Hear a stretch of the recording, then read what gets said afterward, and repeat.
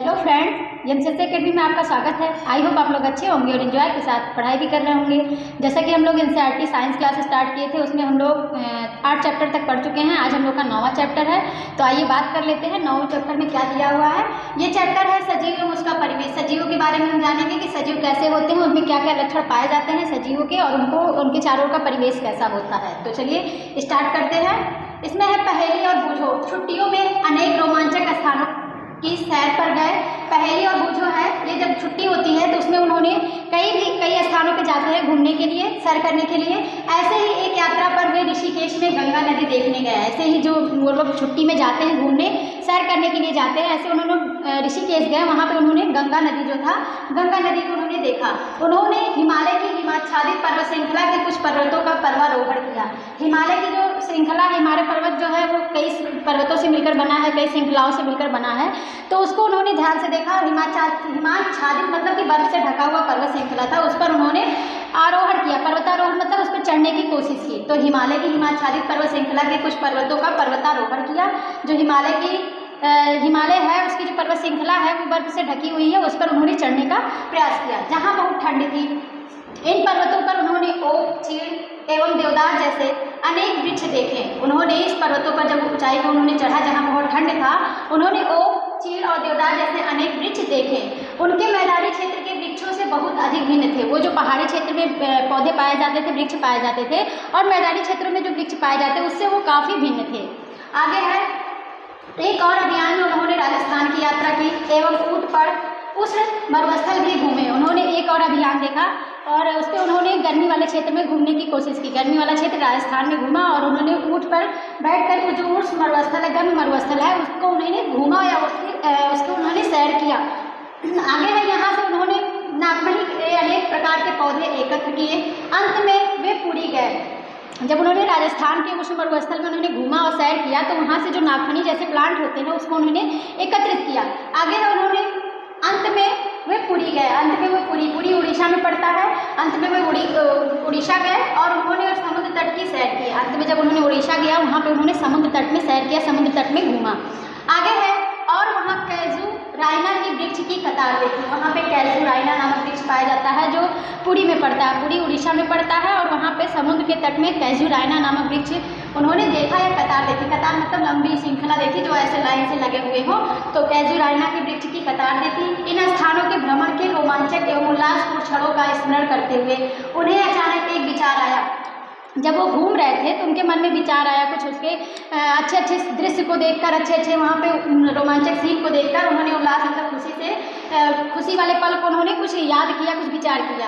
आगे उन्हें अचानक एक विचार आया। ये सभी स्थान एक दूसरे से बहुत भिन्न थे। उन्होंने सोचा कि हम लोग जब ठंडे प्रदेशों में गए थे, हिमालय पे गए थे, तो वहाँ बहुत ठंड थे, और यहाँ पे हम लोग राजस्थान वाले क्षेत्रों में आए हैं तो वहाँ पे बहुत ज़्यादा गर्म है। तो उन्होंने विभिन्न क्षेत्रों की अलग अलग जो है भिन्नता देखी या बहुत भिन्न देखे कि एक दूसरे से कितने भिन्न हैं। कुछ बहुत ठंडे हैं, कुछ बहुत उष्ण हैं, शुष्क हैं तथा कुछ स्थान आर्द्र हैं। जब उन्होंने हिमालय गए तो वहाँ पे बहुत ठंड था। राजस्थान में गए तो वहाँ पे उष्ण क्षेत्र था या गर्मी वाला क्षेत्र था। और जब वो मरुस्थल उड़ीसा वाले क्षेत्र में गए तो वहाँ पे उन्होंने आर्द्र जैसे स्थान पाए। वहाँ का स्थान जो था आर्द्र था, नमी वाले स्थान पाए। परंतु उन सभी स्थानों पर अनेक प्रकार के बहुत सारे जीव थे, लेकिन जो अलग अलग स्थानों पे उन्होंने अलग अलग प्रकार के जीवों को देखा। उन्होंने हिमालय पे अलग जीव को देखे और गर्म प्रदेशों में अलग जीवों को देखा, और जो समुद्र वाले क्षेत्र थे या तटीय क्षेत्र थे वहाँ पे उन्होंने अलग अलग जीवों के बारे में देखा। तो वही है, उन स्थानों पर अनेक प्रकार के बहुत सारे जीव सजीव वस्तुएं थे।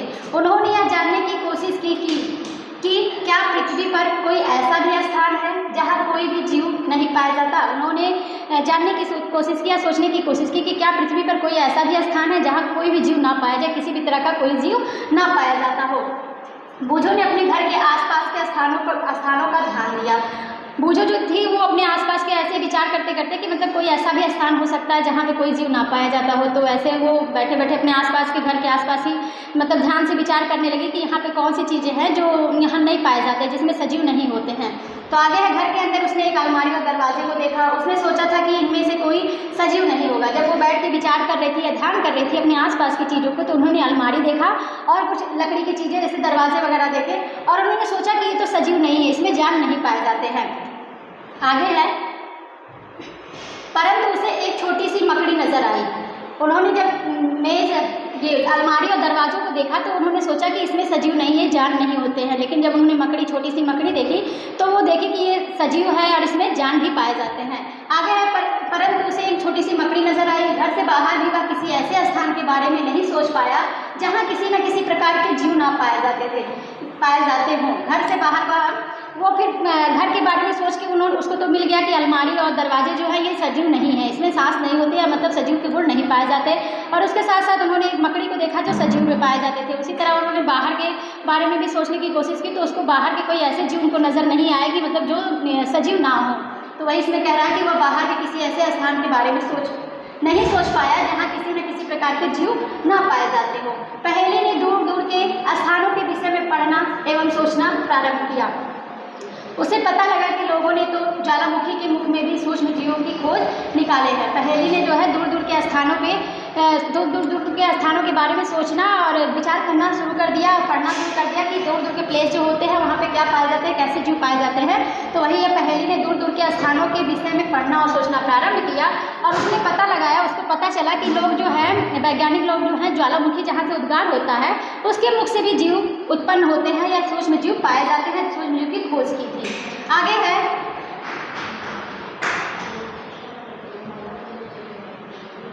है सजीव एवं उनका परिवेश। इसमें क्या है, पहेली और बूझों के मस्तिष्क में एक और विचार आया। जिन स्थानों की उन्होंने सैर की थी वहाँ किस प्रकार के जीव पाए जाते थे। पहेली और बूझों के मन में एक और भी विचार आया और उन्होंने सोचा कि जहाँ हम लोग सैर कर रहे थे वहाँ पे किस तरह के जीव पाए जाते थे। आगे है मरुस्थल में ऊंट थे, पर्वत पर बकरी एवं याक थे, पुरी के समुद्री तट पर केकड़े एवं अनेक प्रकार की मछलियां पाई जाती थी जिन्हें मछुआरे पकड़ते थे। उन्होंने सोचा कि मतलब हम जो विभिन्न तरह के स्थानों का प्लेस का भ्रमण किए थे या सैर किए थे वहाँ पे विभिन्न प्रकार के जीव जंतु पाए जाते थे। जैसे मरुस्थल में ऊंट पाए जाते थे और ठंडे प्रदेशों में हम लोग हिमालय पे गए थे, पर्वत पे गए थे तो वहाँ बकरी और याक पाए जाते थे, और पुरी के जो समुद्र वाले तट पे गए थे तो वहाँ पे केकड़े और अनेक प्रकार की मछलियाँ पाई जाती थी और जिन्हें मछुआरे पकड़ रहे थे। आगे है साथ ही चींटियों जैसे अनेक प्रकार के जीव इन सभी स्थानों पर उपस्थित थे और साथ में चींटी भी थे जो इन सारे स्थानों में पाए जाते थे। इन क्षेत्रों में पाए जाने वाले विभिन्न प्रकार के पौधे अन्य क्षेत्रों के पौधों की प्रजातियों से भिन्न थे। जो इन सारे क्षेत्रों में, ठंडे वाले क्षेत्रों में, गर्म वाले क्षेत्रों में और तटीय क्षेत्रों में जो पौधे पाए जाते थे उन सब में भी आपस में विभिन्नताएं पाई जाती थी या उनकी प्रजातियों में भी भिन्नता पाई जाती थी। इन विभिन्न क्षेत्रों के परिवेश कैसा था, क्या उनका परिवेश है एक समान था। इन जो विभिन्न प्रकार के क्षेत्र थे, ठंडी वाले क्षेत्र, गर्मी वाले क्षेत्र, तटीय वाले क्षेत्र, इन सारे क्षेत्रों का परिवेश कैसा था, क्या उनमें भी भिन्नता पाई जाती थी कि नहीं, क्या वो एक समान थे। आगे है क्रियाकलाप फर्स्ट। क्रियाकलाप फर्स्ट में क्या है, आइए एक वन से प्रारंभ करते हैं। यहाँ पाए जाने वाले सभी पौधों, जंतुओं एवं वस्तुओं के बारे में सोचिए। एक जंगल में पाए जाने वाले जंतुओं, पौधों एवं वस्तुओं को 9.1 के कॉलम 1 में लिखिए। दूसरे क्षेत्रों में पाए जाने वाले वस्तुओं, जंतुओं, पौधों के नाम भी। तो इसमें हमको क्या करना है, एक वन से प्रारंभ करना, हमको एक वन में जाना है, वहाँ से प्रारंभ करना। वहाँ पे पाए जाने वाले जो सभी पौधे हैं, पेड़ हैं और जंतु हैं, वनस्पतियाँ हैं, इन सारी चीज़ों के बारे में, पौधे, जंतु और वस्तुओं के बारे में सोचना है। और जंगल में जो पाए जाने वाले जंतु, पौधे और वनस्पति होते हैं उनको कॉलम बनाना है, और दूसरे जो होते हैं दूसरे क्षेत्रों में भी पाए जाने वाले वस्तुओं का भी हमको कॉलम बनाना है। आगे है सारणी में लिखिए। आप इस अध्याय में दिए गए उदाहरणों को इकट्ठा कर सारणी 9.1 को भर सकते हैं। अपने मित्रों, माता पिता और अध्यापक से भी इस विषय पर विचार विमर्श कीजिए। हम जब वन से स्टार्ट करेंगे, वन में कौन से जीव पाए जाते हैं, कौन सी वनस्पतियाँ पाई जाती हैं और कौन से वस्तु पाए जाते हैं, उन सबका हमको कॉलम बनाना है और उसके बारे में विचार करना है। उसके बारे में हम अपने मित्रों से, माता पिता और अध्यापक से भी जाँच कर सकते हैं, विचार विमर्श कर सकते हैं और उसकी सूची हम बना सकते हैं। आगे है तालिका में दिए गए अन्य कॉलम में भी विभिन्न स्थानों पर पाए जाने वाले वस्तुओं, जंतुओं और पौधों के नाम लिखिए। जो हम कॉलम बनाए हैं उनमें विभिन्न प्रकार के विभिन्न स्थानों पर जो जंतु पाए जाते हैं, वनस्पतियाँ पाई जाती हैं, पौधे पाए जाते हैं, उनका नाम लिखना है। आगे आप पुस्तकालय में उपलब्ध उन पुस्तकों की सहायता ले सकते हैं जिनमें जंतु, पौधों एवं खनिज के विषय में जानकारी मिलती है। हम लाइब्रेरी वगैरह में जाते हैं, वहाँ पे जो पुस्तक होते हैं उसको भी पढ़ते हैं और वहाँ से भी हम कुछ चीज़ों के बारे में जान सकते हैं, कुछ चीज़ों के बारे में इकट्ठा कर सकते हैं सूचना उसके कि मतलब कौन से खनिज कहाँ पाए जाते हैं, कौन सी वनस्पतियाँ कहाँ पाई जाती हैं और कौन से जीव जंतु किस तरह की जलवायु में रह सकते हैं। ये सारी चीज़ें तो वही है कि आप पुस्तकालय में उपलब्ध उन पुस्तकों की सहायता ले सकते हैं जिसमें जंतु, पौधे एवं खनिज के विषय में जानकारी दी गई है। आगे है इस सारणी के प्रत्येक कॉलम में अधिकाधिक छोटी बड़ी वस्तुओं एवं जीवों को सम्मिलित करने का प्रयास कीजिए। जो सारणी बनाया है उसमें अधिक जितनी भी संख्या हो सके उतने बारे उन लोग के जीव जंतुओं वनस्पतियों के बारे में हम उसमें इकट्ठा करें या कॉलम बनाएं, सूची बनाएं और उसमें जितनी भी छोटी बड़ी वस्तुओं जीव हो सबको उसमें शामिल करने का हम प्रयास करें। जिस प्रकार की वस्तुएं हमें मिलती है हमें शायद जीवित जंतु या पौधे ना हो, हमको जो वस्तुएं मिलेंगी उसमें हो सके कुछ जीवित जंतु या वनस्पति ना हो, कुछ उसमें निर्जीव भी हो। आगे है संभवतः ये पौधे के भाग जैसे सूखी पत्तियां या जंतु के अवशेष जैसे हड्डियां हो सकती हैं। जैसे हम लोग जब प्रयास करेंगे इकट्ठा करने का प्रयास करेंगे तो उसमें हो सकता है कि कुछ वस्तु जो हो निर्जीव हो, सजीव ना हो, जिसमें जान ना पाई जाती हो। और जैसे आप मान सकते हैं कि जो पौधे होते हैं उनकी जो सूखी पत्तियां होती है वो निर्जीव होती है, और मनुष्य जैसे है जानवर है उनकी जो अवशेष हड्डियाँ जो पाई जाती हैं वो भी आपका निर्जीव में है। तो वही इसमें कह रहा है कि जिस प्रकार की वस्तुएं हमें मिलती है उनमें शायद जीवित जंतु या पौधे ना हो, संभवतः ये पौधे के भाग जैसे सूखी पत्तियां जंतु के अवशेष जैसे हड्डियां हो। हमें विभिन्न प्रकार की मिट्टी तथा रोड़े भी मिल सकते हैं, हमें जीव जंतु के अलावा वनस्पतियों के अलावा मिट्टी या मिट्टी के रोड़े भी मिल सकते हैं। आगे है अध्याय 5 में हम इनकी चर्चा कर चुके हैं। अध्याय 5 में हमने पढ़ा था मिट्टी के बारे में और जीव जंतुओं के बारे में, और समुद्री जल में लवण घुले हुए हैं, इस प्रकार की कुछ अन्य वस्तुएं भी हो सकती हैं। हम लोग चैप्टर में अध्याय 5 में पढ़े थे कि जो समुद्री जल होता है उसमें लवण घुला होता है और उससे हम नमक कैसे बनाते हैं इसके बारे में हम लोग अच्छे से उसमें पढ़े थे। उसमें हम लोग पढ़े थे कि जो नमक होता है समुद्री जो जल होता है उसको हम लोग स्टोर कर लेते हैं। स्टोर करने के बाद जब धूप होता है या तेज गर्मी होती है तो पानी जो होता है उसका वाष्प बन जाता है और उसके तली में नमक जो है बैठ जाता है। उसके बाद वहाँ से हम नमक का उसको मतलब वहाँ से फिल्टर करने के लिए उसको कारखाने वगैरह में भेजा जाता है जहाँ से उसे फिल्ट्रेशन होता है और उसके बाद फिल्ट्रेशन करके शुद्ध करके हमको नमक प्राप्त हो जाता है। तो वही इसमें कि अध्याय 5 में हम इसकी चर्चा कर चुके हैं। समुद्री जल में लवण घुले होते हैं, इस प्रकार की कुछ अन्य वस्तुएं भी हो सकती हैं। आगे है जैसे जैसे हम अध्याय को पूरा करेंगे साड़ी 9.1 में कुछ और उदाहरण सम्मिलित करते जाएंगे। हम जैसे जैसे अध्याय को पढ़ते जाएंगे वहाँ से हमको जो भी एग्जाम्पल या जो भी चीज़ें हमको मिलती जाएगी उसको हम कॉलम में भरते जाएंगे और नोट करते जाएंगे। आगे है जब हम अन्य रोचक स्थानों की यात्रा करेंगे तब साड़ी के बारे में और चर्चा करेंगे। जब हम और भी स्थानों के बारे में प्लेस के बारे में चर्चा करेंगे तो हम और भी साड़ी में लिख सकते हैं या सम्मिलित कर सकते हैं, सूची बना सकते हैं। आगे है आवास एवं अनुकूलन। आवास क्या होता है और अनुकूलन क्या होता है, तो आइए देखते हैं। क्रियाकलाप फर्स्ट में आपके द्वारा सूचीबद्ध किए गए पौधों और जंतुओं में आपको क्या मिला। जब हम क्रियाकलाप फर्स्ट किए थे तो उसमें जो जंतु और वनस्पतियों की सूची बनी थी, पौधों की जो सूची बनी थी उससे हमको क्या मिला, क्या आपको अनेक प्रकार के सजीव मिले। तालिका 9.1 के मरुस्थल वाले कॉलम और समुद्र वाले कॉलम को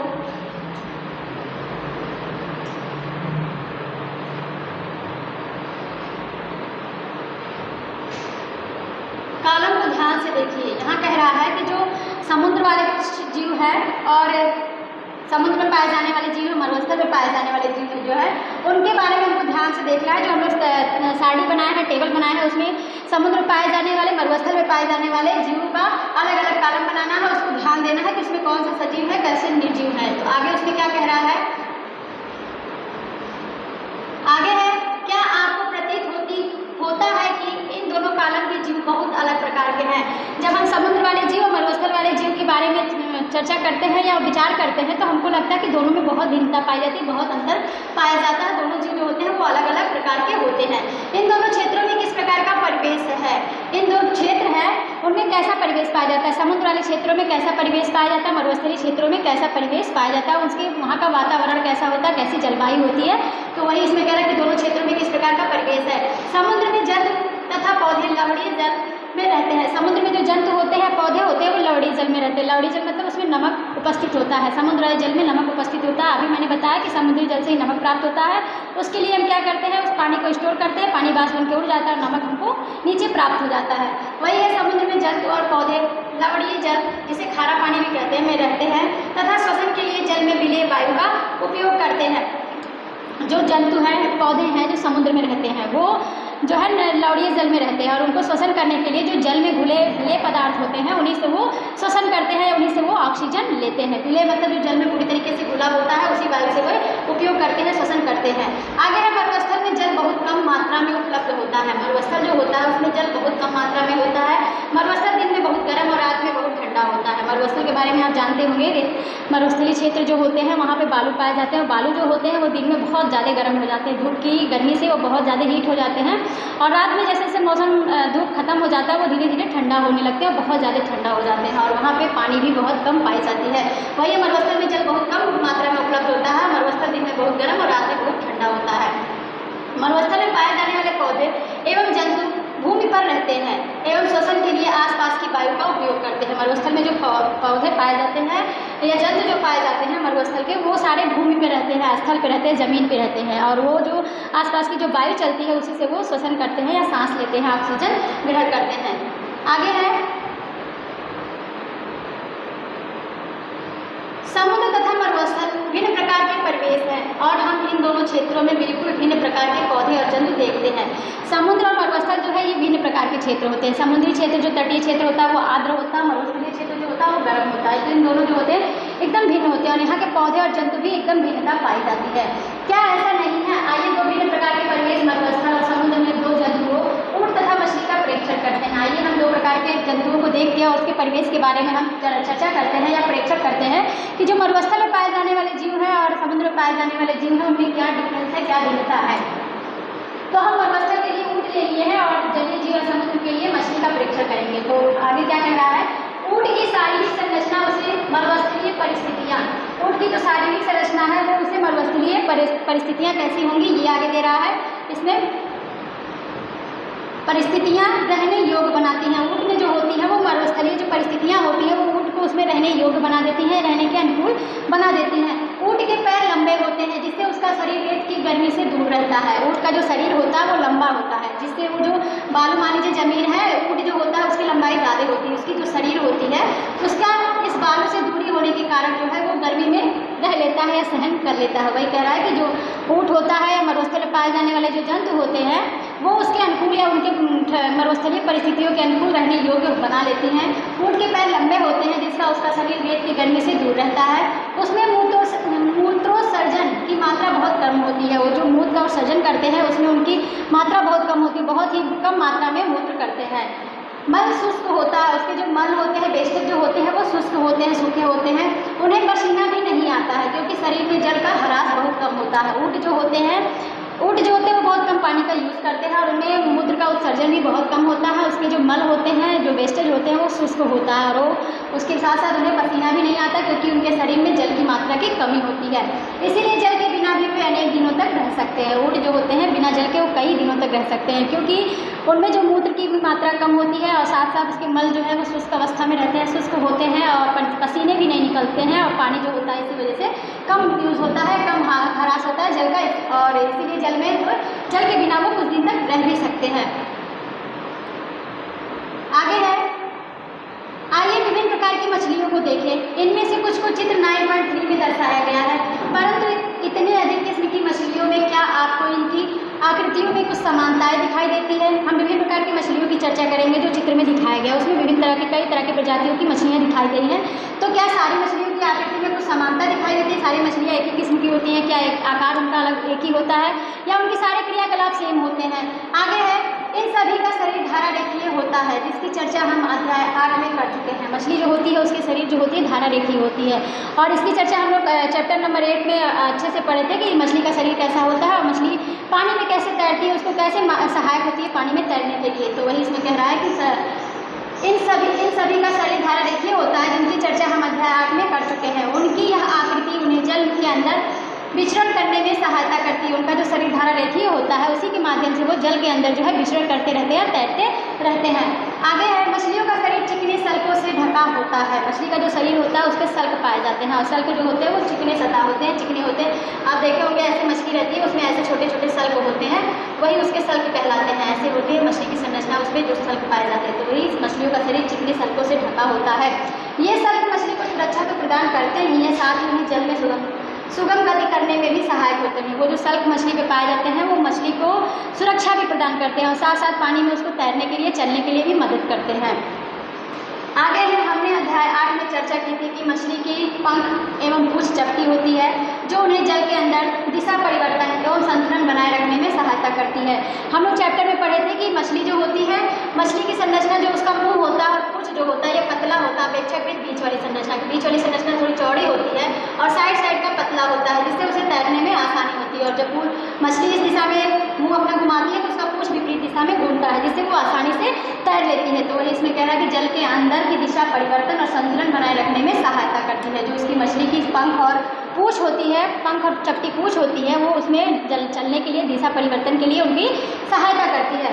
मनुष्य के गिल क्लोम होते हैं जो उन्हें जल में श्वसन के लिए या सांस लेने में सहायता करते हैं। मछली जो होते हैं उनको गिल पाए जाते हैं। गिल ऐसे मछली होती है, यहाँ पे देखे होंगे ऐसे थोड़ा सा खुला क्षेत्र होता है, वहीं पे क्लोम या गिल पाए जाते हैं जिससे वो सांस लेते हैं, पानी में भी वो श्वसन लेने में सहायता करते हैं। हम देखते हैं कि मछली की संरचनाएं उन्हें जल में रहने की सहायक होती हैं तथा ऊँट की संरचनाएं उन्हें मरुस्थल में रहने में सहायता करती हैं। हम देखते हैं कि जो मछली की संरचना होती है उसे जल में रहने में सहायता करती है और ऊँट की जो संरचनाएं होती है उन्हें मरुस्थल में रहने में सहायता करती है। मछली जो होती है वो पानी में आसानी से रह सकती हैं और साथ साथ जो ऊँट होता है, ऊँट की संरचना जो होती है वो मरुस्थल में उसे रहने में सहायक करती हैं। आगे है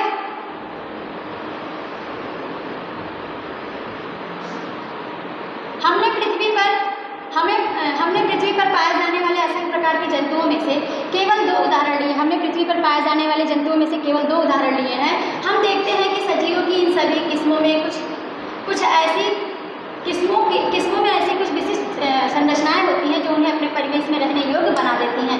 हम सजीवों की किस्मों में देखते हैं कि कुछ ऐसे भी सजीव होते हैं जिनमें कुछ संरचनाएं पाई जाती हैं जिसकी वो पानी में अनुकूल रह सकती हैं, आराम से उसमें रह सकती हैं और उसके अनुकूल रह सकती है, अपना संरचना बना लेती है। जैसे मछली है, पानी में रहने के लिए उसके ऊपर सल्ट जैसी संरचना पाई जाती है और उनके पंख और पूंछ पाए जाते हैं। उसी तरह ऊँट भी होते हैं, उन जलवायु में रहने के लिए अपने शरीर को उस अनुसार वो ढाल लेते हैं।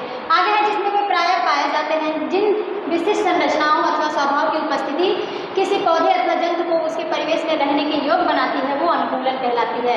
जिन विशिष्ट संरचनाओं के कारण या स्वभाव के कारण उपस्थिति, जो उनके अंदर जो स्वभाव होते हैं, गुण होते हैं, उनकी उपस्थिति के कारण जब उन्हें वातावरण में रहने के अनुकूल बना लेती है किसी पौधे या जंतु को, तो ऐसे परिवेश जो होते हैं या क्षेत्र होते हैं वो अनुकूलन कहलाते हैं। कुछ जीव होते हैं जो वातावरण में अपने आप को ढाल लेते हैं, मानसून के अनुसार या मौसम के अनुसार अपने आप को परिवर्तित कर लेते हैं उस मौसम में रहने के लिए। तो ऐसे जो क्षेत्र होते हैं, ऐसे परिवेश जो होते हैं उन्हें हम अनुकूलन कहते हैं। तो वही कह रहा है जिस विशिष्ट संरचनाओं अथवा स्वभाव की उपस्थिति किसी पौधे अथवा जंतु को उसके परिवेश में रहने के योग्य बनाती है वो अनुकूलन कहलाती है। विभिन्न जंतु भिन्न परिवेश के प्रति अलग रूप में अनुकूलित हो जाते हैं। जो विभिन्न प्रकार के जंतु होते हैं वो कई तरह के क्षेत्रों में भी रह सकते हैं, जैसे ठंडे वाले क्षेत्रों में और गर्म वाले क्षेत्रों में कुछ जीव होते हैं जो दोनों क्षेत्रों में रह सकते हैं। कुछ जीव जंतु होते हैं जो केवल ठंडी में रहते हैं। कुछ पौधे भी ऐसी तरह से हैं कि कुछ ठंडी में जीवित होते हैं, कुछ गर्मी में जीवित होते हैं और कुछ पौधे सदाबहार होते हैं, हर समय वो जीवित रह सकते हैं। तो अपने आप को उस परिवेश के अनुकूल या उसके अनुसार वो अपने आप को ढाल लेते हैं या अनुकूलित हो जाते हैं। आगे है किसी सजीव का वह परिवेश जिसमें वह रहता है उसका आवास कहलाता है। जो सजीव है, किसी सजीव का जो क्षेत्र होता है, परिवेश होता है जिसमें वह रहता है वो उसका आवास कहलाता है। जैसे हम लोग घर में रहते हैं तो ये हमारा चारों ओर का जो परिवेश है वो घर कहलाएगा। ऐसे ही जीव जंतु या वनस्पति जो सजीव होते हैं, जितने भी सजीव होते हैं उनके चारों ओर के जो परिवेश होते हैं जिसमें वो रहते हैं वो आपका आवास कहलाता है। अपने भोजन, वायु, शरण स्थल एवं अन्य आवश्यकताओं के लिए जीव अपने आवास पर निर्भर रहता है। वायु जो जीव जंतु होते हैं वो अपने स्थान के लिए, भोजन के लिए और शरण स्थल के लिए, वायु के लिए, जैसे हम लोग रहते हैं तो हमको कुछ भी करते हैं, बाहर कितना भी काम हो, लेकिन हम घर पे ही जाके आराम करते हैं, खाना पानी घर पे ही करते हैं और चीज़ें भी जो भी क्रियाकलाप होती हैं हम लोगों के लिए घर ही होता है, आवास पर ही सब कुछ करते हैं। उसी तरह से जो भी जीव जंतु होते हैं उनके भोजन के लिए, वायु के लिए, शरण स्थल एवं अन्य आवश्यकताओं के लिए भी अपने आवास पर ही निर्भर रहता है। आवास का अर्थ होता है वासस्थान। वासस्थान मतलब एक घर, आवास का मतलब होता है वासस्थान, जहाँ पे वो रहते हैं उसका मतलब एक घर। विभिन्न प्रकार के पौधे एवं जंतु एक ही आवास में रहने में संयुक्त रूप से रह सकते हैं। विभिन्न प्रकार के पौधे होते हैं, जंतु होते हैं जो संयुक्त रूप से एक आवास में भी रह सकते हैं। आगे है स्थल, जमीन पर पाए जाने वाले पौधों एवं जंतुओं के आवास को स्थलीय आवास कहते हैं। स्थल या जमीन पर जो पाए जाने वाले पौधे होते हैं और जंतु जो होते हैं उनके आवास को हम स्थलीय आवास कहते हैं।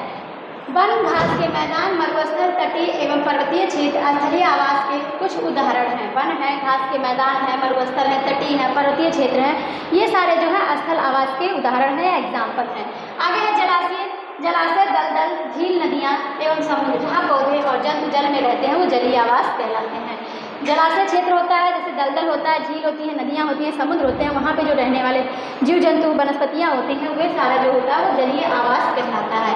विश्व के विभिन्न भागों में पाए जाने वाले वनों, घास के मैदानों, मरुस्थलों, तटीय और पर्वतीय क्षेत्रों में भी बहुत विषमताएं पाई जाती हैं। जो विश्व में विभिन्न प्रकार के जलवायु पाए जाते हैं, क्षेत्र पाए जाते हैं, वन पाए जाते हैं, घास के मैदान है, मरुस्थल है, तटीय प्रदेश है, वहाँ भी बहुत सारी विषमताएं पाई जाती हैं। जैसे अलग अलग क्षेत्रों के लिए अलग अलग जलवायु होता है, कुछ ठंडे प्रदेश होते हैं, कुछ गर्म प्रदेश होते हैं, तो वहाँ के जो मरुस्थल है, तट है और झील है, ये सारे जो है सबकी संरचना अलग अलग होती है। तो वही वनों, घास के मैदान, मरुस्थल, तटीय पर्वतीय क्षेत्रों में बहुत विषमता होती है। यह सभी जलीय आवासों के लिए भी सत्य है और यही सारा जो स्थलीय क्षेत्रों के लिए होता है वही जलीय आवासों के लिए भी होता है। जलीय क्षेत्रों के लिए भिन्न भिन्न विषमताएं पाई जाती हैं, भिन्न भिन्न क्षेत्रों में भिन्न भिन्न प्रकार की जलवायु पाई जाती है।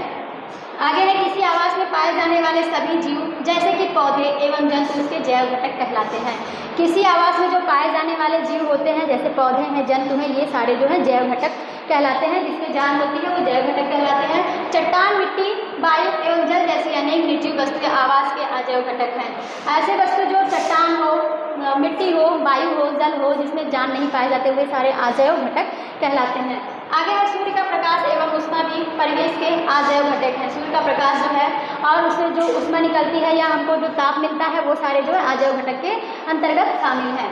आगे हम जानते हैं कि कुछ पौधे बीजों से उगते हैं। आइए बीज के अंकुरण से नए पौधे के बनने की प्रक्रिया में कुछ अजैव कारकों की भूमिका का अध्ययन करें। हम जानते हैं कि जब नया पौधा बनता है तो बीज से बनता है, तो उस बीजों के बारे में हम अध्ययन करेंगे, उसमें कौन से अजैव घटक पाए जाते हैं उसका हम लोग डिस्कस करेंगे। आगे देखते हैं,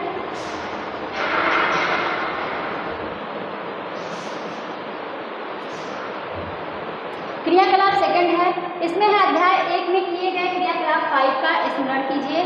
जो क्रियाकलाप 5 किए थे उसमें हम लोग अध्ययन करेंगे।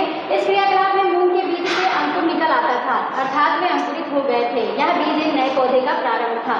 जब हम लोग चैप्टर 1 पढ़ रहे थे उसमें हम लोग बीजों के बारे में अध्ययन किए थे और देखे थे उसमें कि जो क्रियाकलाप 5 था, क्रियाकलाप 5 में मूंग के बीज लिए थे, उसमें बीज जो है निकल आता था और अंकुरित हो जाता। उसको जब हम पानी में भिगा के रख देते थे कुछ टाइम तक तो वो अंकुरित हो जाते थे और एक नया बीज उत्पन्न हो जाता, नया पौधा उत्पन्न हो जाता था। मूंग आगे है, मूंग के कुछ सूखे बीजों को एकत्रित कीजिए। कुछ बीजों के एक ढेर को अलग रख दें तथा शेष को एक दिन के लिए पानी में भीगने के लिए रख दें। हमको क्या करना है, मूंग के कुछ सूखे बीज लेना है, सूखे बीजों में से 2 पार्ट करना है। एक सूखे बीज को ऐसे अलग ही रख देना और दूसरे को पानी में भीगने के लिए रख देना है। भीगे हुए बीजों को 4 हिस्से में बांटें। उनमें से एक हिस्से का 3-4 दिन के लिए पूरी तरह पानी में डुबोकर रख दें। हमको क्या करना है, जो भीगे हुए बीज होते हैं उसको हमको 4 हिस्सों में बांटना है और उसमें से जो एक पार्ट होगा सूखा, उसमें पूरी तरह से, उसमें जैसे हम लोग लेंगे बीज लेंगे, मूंग का बीज लेंगे, सूखा बीज लेंगे, उसको हमको 2 पार्ट में करेंगे, या कुछ सूखा रखेंगे, कुछ पानी में भिगा देंगे और पानी में जो भिगा देंगे उसको 3-4 दिनों के लिए रख देंगे। फिर भीगे हुए जो मूंग होते हैं उसमें से हम 4 पार्ट करेंगे। 4 पार्ट में से एक पार्ट जो होगा वो पूरी तरीके से पानी में डूबा रहेगा। सूखे हुए बीजों को तथा पानी में पूरी तरह डूबे हुए बीजों को बिल्कुल ना हिलाएं। जो पानी में पूरी तरह डूबा हुआ है और जो सूखा बीज है उसको पूरी तरह से उसको बिल्कुल टच ना करें, उसको बिल्कुल हिलाएं नहीं। भीगे बीजों में से एक भाग को धूप वाले कमरे में तथा दूसरे भाग को पूरे अंधेरे कमरे में रख दे। जो भीगा हुआ बीज है उसमें से एक भाग को क्या करना है, धूप वाले कमरे में रखना है और एक जो है अंधेरे कमरे में रखना है, जैसे कि अलमारी जिसमें धूप नहीं जाती है। अंतिम भाग को बहुत ही ठंडे वातावरण में रखें, जैसे कि रेफ्रिजरेटर या उनके चारों ओर बर्फ लगा है।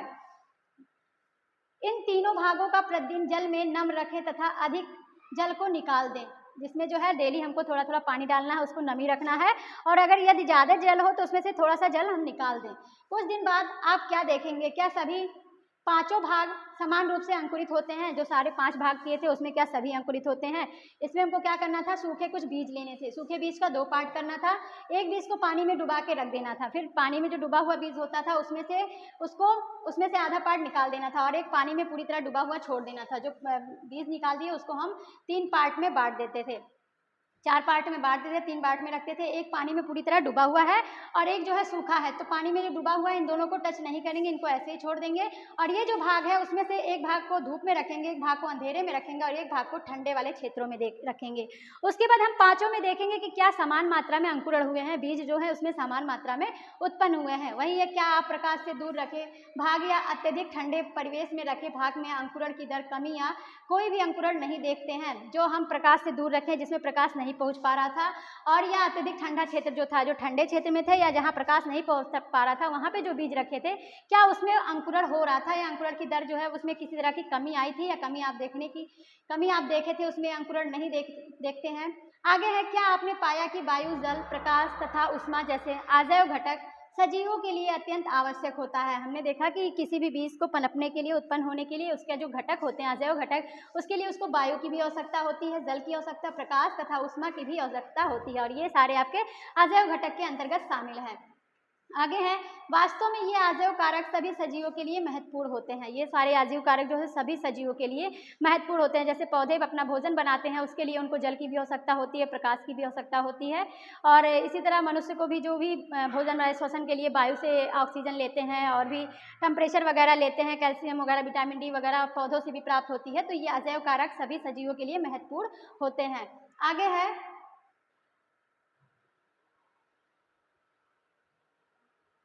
हम देखते हैं कि सजीव बहुत ठंडे और बहुत उष्ण परिवेश में भी पाए जाते हैं। हम देखते हैं जो सजीव वस्तुएं होती हैं जिसमें जान होती हैं वो बहुत ठंडे प्रदेशों में पाए जाते हैं, बहुत गर्म क्षेत्रों में भी पाए जाते हैं। तो वही है कि ठंडे व बहुत उष्ण परिवेश में भी पाए जाते हैं। क्या ऐसा नहीं है? ये जीव इस विषम परिवेश में जीवित रहने के लिए किस विशिष्ट व्यवस्था को अपनाते हैं? ये जो सारे जीव होते हैं, ये जो विभिन्न प्रकार की विषम जलवायु होती है, विषम परिस्थितियां होती हैं, उनमें अपने आप को रहने के लिए कैसे अनुकूल बनाते हैं, कैसे अपने आप को व्यवस्थित करते हैं। यहाँ अनुकूलन काम आता है। अनुकूलन मतलब जो अपने आप को उस जलवायु के अनुसार शरीर को ढाल ले, वो अनुकूलन में आता है। तो सारे प्रकार के जो जीव होते हैं वो ठंडे और गर्म क्षेत्रों में कैसे अपने आप को ढाल लेते हैं, अपने आप को कैसे अनुकूल बनाते हैं। आगे अनुकूलन अल्पकाल में नहीं होता है, हजारों वर्षों की अवधि में किसी क्षेत्र के अजैव घटकों में परिवर्तन आते हैं। अनुकूलन जो होता है वो थोड़े समय के लिए नहीं होता है। मान लीजिए कोई व्यक्ति है, वो कोई जलवायु अगर गर्म प्रदेशों में रहता है, वो ठंडे प्रदेशों में जाएगा तो वो तुरंत एब्जॉर्ब नहीं कर पाएगा, उसे उसके अनुकूल बनाने के लिए थोड़ा टाइम लगेगा। तो वही है कि अनुकूलन जो है अल्प टाइम में नहीं हो पाता, अल्पकाल में नहीं होता है, उसके लिए उसको हजारों वर्षों की अवधि लगती है, या हजारों वर्षों की अवधि में किसी क्षेत्र में अजैव घटकों के परिवर्तन आते हैं। वे जंतु जो इन परिवर्तनों के प्रति अपने आप को नहीं ढाल पाते हैं, मर जाते हैं। केवल वे जीव ही जीवित रहते हैं जो अपने आप को बदलते परिवेश के अनुसार अनुकूलित कर लेते हैं। कुछ जीव होते हैं जो बदलते मौसम के साथ अपने आप को अनुकूलित नहीं कर पाते हैं और वो उसको सर्वाइव नहीं कर पाते हैं, तो मर जाते हैं। और कुछ होते हैं जो अपने आप को जलवायु के अनुसार ढाल लेते हैं, जो उसमें जीवित रहते हैं। जैसे ठंडे प्रदेशों में रहने वाली जो पक्षियाँ होती हैं वो गर्म प्रदेशों में नहीं रह पाती हैं, तो कुछ जो है उसमें से मर जाती हैं और कुछ जो है अपने शरीर को सर्वाइव कर लेती हैं, तो वो किसी भी क्षेत्र में रह लेती हैं। इसी तरह से वनस्पतियाँ भी हैं जो ठंडे क्षेत्रों में पाए जाते हैं, वो यहाँ पे लाके अगर उगा दिया जाए गर्म क्षेत्रों में तो वो सर्वाइव नहीं कर पाएंगी और मर जाएंगी। इसी तरह से इसमें है कि जो जंतु इस परिवर्तनों के प्रति अपने आप को ढाल नहीं पाते, वो मर जाते हैं। केवल वे जीव ही जीवित रहते हैं जो अपने आप को बदलते परिवेश के अनुसार अनुकूलित कर लेते हैं। जंतु विभिन्न अजैव कारकों के कारण विभिन्न विधियों से अपने आप को अनुकूलित कर लेते हैं। जंतु जो होते हैं विभिन्न प्रकार के अजैव कारक के कारण, अजैव में अभी हम लोगों ने पढ़ा कि सूर्य है, मिट्टी है, वायु है, ये सारे अजैव कारक है, तो इनके अनुसार वो अपनी विभिन्न क्रियाओं को बदल लेते हैं, अपने आप को अनुकूलित कर लेते हैं। इसका परिणाम भिन्न आवासों में जीवों की विविधता का होना होता है। इसका जो परिणाम होता है वो जैसे भिन्न भिन्न तरह के जो आवास होते हैं उनमें विभिन्न तरह के जीवों का पाया जाना होता है। जैसे यहाँ के चिड़ियाघरों में देखिए विभिन्न तरह के जानवर हैं, पक्षी हैं, ला के रख दिए जाते हैं, उद्यान है, बाग बगीचे हैं, वहाँ पे विभिन्न तरह की जलवायु के पौधों को ला के रखा जाता है, उसको उसके अनुकूल बनाने की कोशिश की जाती है। तो वही है इसमें कि इसका परिणाम भिन्न आवासों में जीवों की विविधता का होना है। आइए कुछ आवासों, इनके अजैव घटकों एवं उसमें रहने वाले विभिन्न जीवों में अनुकूल का अध्ययन करते हैं। हम कुछ आवास के बारे में और कुछ अजैव घटके के बारे में अध्ययन करेंगे, और उसमें रहने वाले जो जीव हैं वो कैसे होते हैं, कैसे अपने शरीर को अनुकूलन बनाते हैं। आगे है विभिन्न आवासों की यात्रा। विभिन्न आवासों की हम यात्रा करेंगे, जिसमें है कुछ स्थलीय आवास। कुछ स्थलीय आवास में मरुस्थल है। मरुस्थल के अजैव घटकों एवं ऊँट के अनुकूलन के विषय में हम पहले ही चर्चा कर चुके हैं। मरुस्थल में जो रहने वाले अजैव घटक हैं, मरुस्थल के जो अजैव घटक हवा है, मिट्टी है और टेम्परेचर है, गर्मी है, धूप है, ये सारे जो अजैव घटक हैं जिसमें जान नहीं होते हैं। और ऊँट में रहने के लिए जो ऊँट होते हैं उनकी क्या क्वालिटी होती है उसके बारे में हम लोगों ने देखा कि ऊँट अपने शरीर को अनुकूलन कैसे बनाते हैं। उनको बहुत कम पानी की आवश्यकता होती है, उनके जो मूत्र हैं कम उत्सर्जित करते हैं और उनके मल जो होते हैं वो शुष्क होते हैं, साथ साथ उनको पसीना भी नहीं आता है, जिसके कारण वो बिना पानी के काफ़ी दिनों तक जिंदा रह सकते हैं। तो वही है कि चर्चा करें मरुस्थल में पाए जाने वाले अन्य जंतु एवं पौधों में क्या होता है। मरुस्थल में जो पाए जाने वाले जंतु होते हैं, पौधे जो होते हैं, उनमें क्या पाया जाता है, क्या उनमें भी इसी प्रकार के अनुकूलन पाए जाते हैं क्या? जैसे ऊँट में अनुकूलन पाया जाता है उसी तरह से मरुस्थल में पाए जाने वाले जो जंतु हैं, वनस्पतियां हैं, पौधे हैं, उनमें भी पाया जाता है। आगे है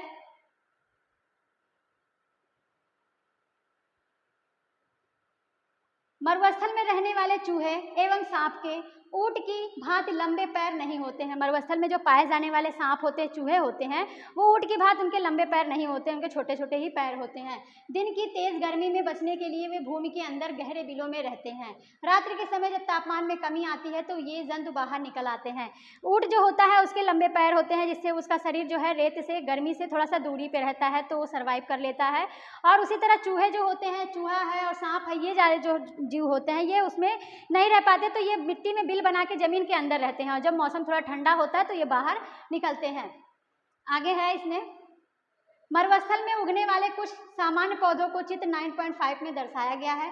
यह पौधे मरुस्थल के प्रति किस प्रकार अनुकूलित होते हैं। यहाँ पे कुछ पौधों को दिखाया गया है जो मरुस्थल में किस तरह से अनुकूलित रहते हैं, किस प्रकार से अपने आप को वहाँ पे ऑब्जर्व कर लेते हैं या रहने के लिए अनुकूलित बना लेते हैं। आगे है क्रियाकलाप थर्ड। क्रियाकलाप थर्ड में है गमले में लगा एक कैक्टस तथा पत्तियों वाला एक पौधा कक्षा में लाइए। गमले में जो लगा कैक्टस है या पत्ती वाला पौधा है, दोनों को हम क्लास में लाएंगे।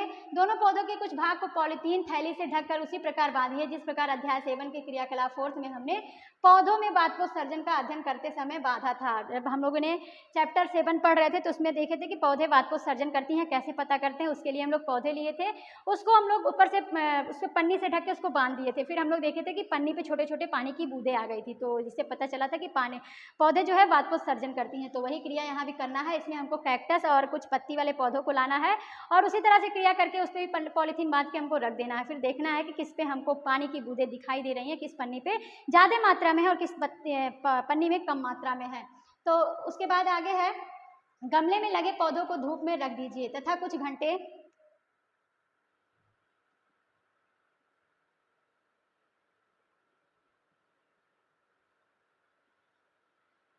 बाद इसका प्रेक्षण कीजिए। उसको हमको पॉलीथीन से ढक देना है और उसको धूप में रख देना है।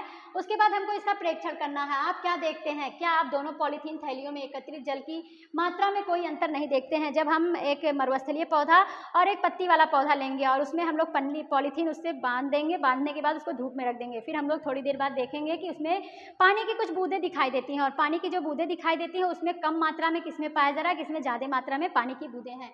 तो वही कह रहे हैं कि दोनों में आपको कुछ अंतर दिखाई देता है, कोई किसी प्रकार का अंतर दिखाई देता है। मरुस्थलीय पौधे वातपोत्सर्जन द्वारा जल की बहुत कम मात्रा निष्कासित करते हैं। मरुस्थलीय पौधे जो होते हैं वो बहुत कम वातपोत्सर्जन करते हैं और पानी की मात्रा बहुत कम निकालते हैं। आगे है मरुस्थलीय पौधों में पत्तियां या तो अनुपस्थित होती हैं अथवा बहुत छोटी होती हैं। कुछ पौधों में पत्तियां कांटों का रूप ले लेती हैं। जो मरुस्थलीय पौधे होती हैं उसमें पत्तियां या तो अनुपस्थित होती हैं या तो पत्तियां कांटों में बदल जाती हैं और कुछ पत्ती कांटों में बदल जाती हैं। इनमें पत्तियों में होने वाले वातपोत्सर्जन में होने वाले जलह्रास में कमी आती है। जब पत्ती कांटों के रूप में हो जाती हैं या साइज अपना छोटी कर लेती हैं तो उसमें वातपोत्सर्जन बहुत कम होता है और इससे पानी की जो है कम ह्रास होता है, पानी कम खर्च होता है। आगे है नागफनी में पत्ती जैसी जिस संरचना को आप देखते हैं वह वास्तव में इसका तना है। हम नागफनी देखते हैं, नागफनी का पौधा ऐसे कुछ मोटा सा होता है ऐसे करके, तो हम ये जो देखते हैं पत्ती जैसी संरचना होती है ये उसका तना होता है, ना कि पत्ती होता है। वो अपने पत्ती को तने के रूप में परिवर्तित कर लेता है। इन पौधों में प्रकाश संश्लेषण सामान्यतः तने में होता है। तना एक मोटी मोमी परत से ढका होता है जिससे पौधों को जल संरक्षण में सहायता मिलती है। ये जो पौधे होते हैं अपना प्रकाश संश्लेषण, मोस्टली पत्तियों में प्रकाश संश्लेषण होता है, लेकिन जो मरुस्थलीय पौधे होते हैं वो तना के द्वारा प्रकाश संश्लेषण करते हैं और अपना भोजन बनाते हैं, जिससे उनकी जो तना होती है वो थोड़ी मोटी हो जाती है और परत जो है मोटी मोमी परत से ढका होता है। जैसे आप एलोवेरा वगैरह देखे होंगे, उसको जब दबाते होंगे तो कुछ गद्दी जैसा हमको फील होता है, गद्दी जैसा लगता है, वो मोटी मोमी संरचना है। एलोवेरा भी आपका मरुस्थलीय पौधा है। तो वही है, तना एक मोटी मोमी परत से ढका होता है जिससे पौधों को जल संरक्षण में सहायता मिलती है। अधिकतर मरुस्थलीय पौधों की जड़ें जल अवशोषण के लिए मिट्टी में बहुत गहराई तक चली जाती हैं। जो मरुस्थलीय पौधे होती हैं वो जल के खोज में मिट्टी में बहुत अंदर, बहुत गहराई तक भी चली जाती हैं। आगे है पर्वतीय क्षेत्र। पर्वतीय क्षेत्र क्या होता है? ये आवास क्षेत्र सामान्यतः बहुत ठंडे होते हैं और इनमें तेज हवा चलती है। कुछ क्षेत्रों में शीतकाल में हिमपात भी होता है। पर्वतीय क्षेत्र जो होते हैं वहाँ पे बहुत ठंडा होता है। वहाँ की जो पत्तियाँ होती हैं, पौधे जो होते हैं वो ठंडे क्षेत्रों में रहने के सर्वाइव होते हैं। वहाँ पे तेज हवा भी चलती है और कभी कभी वहाँ हिमपात भी हो जाता है। पर्वतीय क्षेत्रों में पौधे और जंतुओं की अनेक प्रजातियाँ भी पाई जाती हैं। वहाँ पे पेड़ पौधों की अनेक प्रजातियाँ भी पाई जाती हैं, जंतुओं की भी अनेक प्रजातियाँ पाई जाती हैं। क्या आपने चित्र 9.6 में दर्शाए गए वृक्ष देखे हैं? जो 9.6 दिया है उसमें क्या आपने इस पौधों को देखा है, पर्वतीय पौधों को? आगे है, यदि आप पर्वतीय क्षेत्र में रहते हैं अथवा वहां घूमने गए हैं तो आपने ऐसे अनेक वृक्ष देखे होंगे। जब हम पर्वतीय क्षेत्र में जाते हैं या वहां घूमने जाते हैं तो वहां पे कुछ पौधे ऐसे देखते हैं जैसे फिगर में दिखाया गया था। परंतु क्या आपने ऐसे वृक्षों को अन्य क्षेत्रों में भी देखा है? क्या उस टाइप के जो वृक्ष दिखाए गए हैं, चित्र में जो दिखाए गए हैं, वो पर्वतीय क्षेत्र के अलावा क्या कहीं और भी क्षेत्रों में आपने देखा है? ये वृक्ष अपने आवास में विद्यमान परिस्थितियों में रहने के लिए किस प्रकार अनुकूलित होते हैं? ये वृक्ष जो होते हैं अपने आवास में रहने के लिए उस परिस्थितियों के अनुसार कैसे अनुकूलित कर लेते हैं, कैसे अपने आप को ढाल लेते हैं? आगे है ये वृक्ष,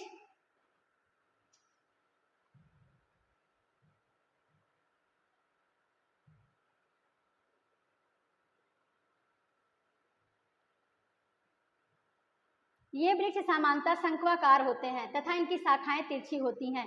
ये जो पहाड़ पर पर्वतीय वृक्ष होते हैं उनकी जो आकार होते हैं वो शंक्वाकार होते हैं और उनकी जो पत्तियां होती हैं वो तिरछी कुछ इस टाइप से होती हैं। इनमें कुछ वृक्षों की पत्तियां सुई के आकार की होती हैं। इसमें जो पत्तियां होती हैं कुछ सुई के आकार की एकदम नुकीली होती हैं। इससे वर्षा का जल और हिम जो है सरलता से नीचे की ओर खिसक जाता है। जिसका जो शंक्वाकार आकृति होता है, जिससे अब जब इसमें बर्फबारी होती है तो बर्फ जो होते हैं वो ऐसे साइड से नीचे सरक जाते हैं, जिससे इस पत्ती पर नहीं रहते हैं, नहीं टिकते हैं, तो पत्ती उसके अनुकूल रह जाती है। वही इसमें कह रहा है कि इसमें वर्षा का जल और हिम सरलता से नीचे की ओर खिसक जाता है।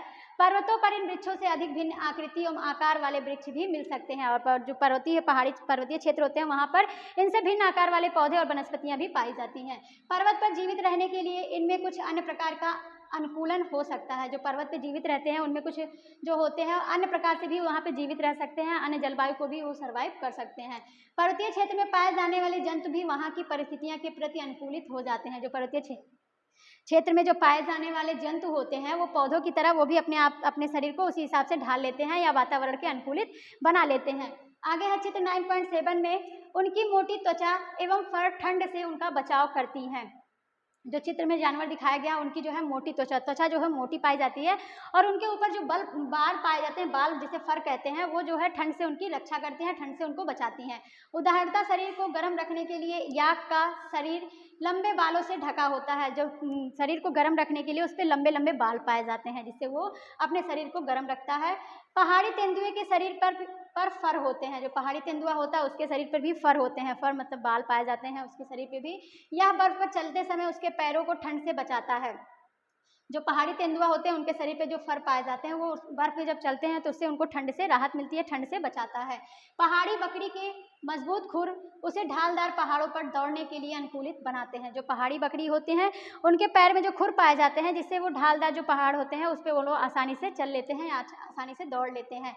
जैसे जैसे हम पर्वतीय क्षेत्रों में ऊपर चढ़ते जाते हैं परिवेश का स्वरूप बदलता जाता है और हमें विभिन्न ऊंचाइयों पर पाए जाने वाले जीवों के अनुकूलन में विविधता दिखाई देती है। और जैसे जैसे हम पर्वतीय क्षेत्रों में ऊंचाई पर जाते हैं वहाँ पे विभिन्न प्रकार के जंतु पाए जाते हैं और उनमें अपनी अपनी अलग अलग विभिन्नता होती है, अनुकूल होते हैं। वो अपने अपने शरीर को अपने हिसाब से ढाले रहते हैं कि वहाँ की जलवायु या मानसून कैसी है। तो वही ऊंचाई पर पाए जाने वाले जीवों के अनुकूलन में विविधता पाई जाती है। आगे है घास स्थल। घास स्थल में क्या है? शेर वन में अथवा घास स्थल में रहता है। शेर जो होता है वो वन में रहता है अथवा घास स्थल में रहता है तथा एक ऐसा शक्तिशाली जंतु है जो हिरण जैसे जंतुओं का शिकार कर उन्हें मारकर खा सकता है।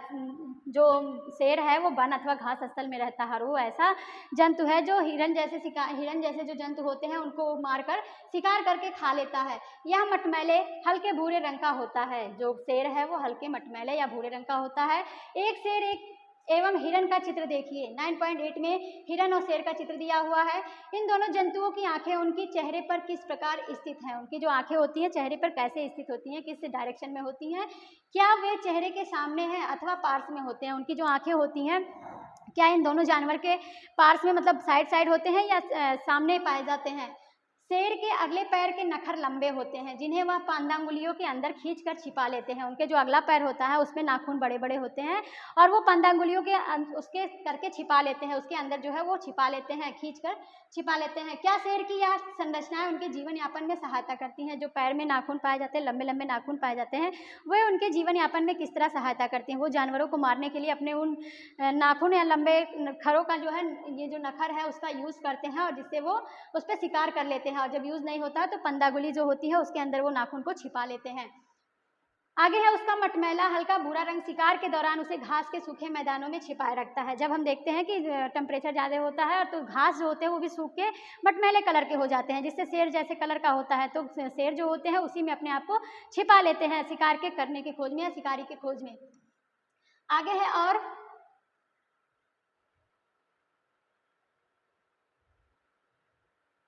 और शिकार को पता भी नहीं चलता है।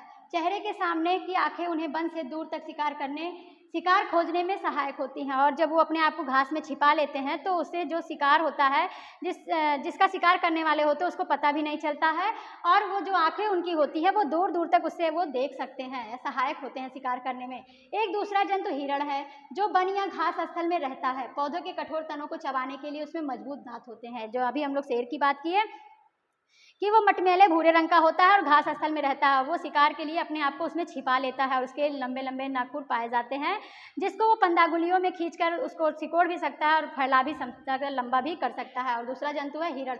हिरण जो होता है ये वन या घास स्थल में पाए जाते हैं और इसके पौधे जो होते हैं, कठोर पौधे जो होते हैं, पौधे के जो कठोर तने होते हैं उसको चबाने के लिए इसके अंदर मजबूत दांत भी पाए जाते हैं। हिरण को अपने शिकारी जैसे शेर जैसे जंतु जो उसे अपना शिकार बनाते हैं की उपस्थिति की जानकारी आवश्यक होती है। हिरण जो होते हैं उसे अपनी शिकारी की उपस्थिति की आवश्यक जानकारी, उसको जानकारी होती है कि हमारा शिकारी कहाँ है या हमको शिकार जो हमारा करेगा वो कहाँ है, ताकि वह उसका शिकार ना बन सके और वहाँ से भाग जाए। उसे एहसास रहता है कि हमारा शिकारी कहाँ है और जिससे वो क्या होता है, अलर्ट रहता है पहले से ही कि हम शिकार ना हो पाए, इसकी वजह से वो भाग जाता है।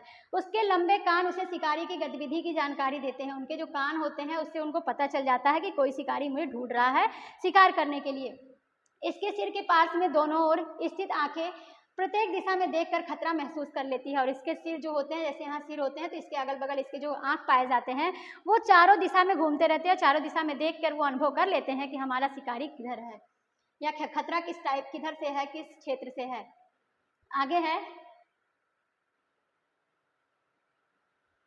कर सकते। हिरण की तेज गति उसे शिकारी से दूर भागने में सहायक होता है। हिरण जो है बहुत तेजी से दौड़ता है जिससे वो शिकारी जो होते हैं उसको आसानी से पकड़ नहीं पाते हैं।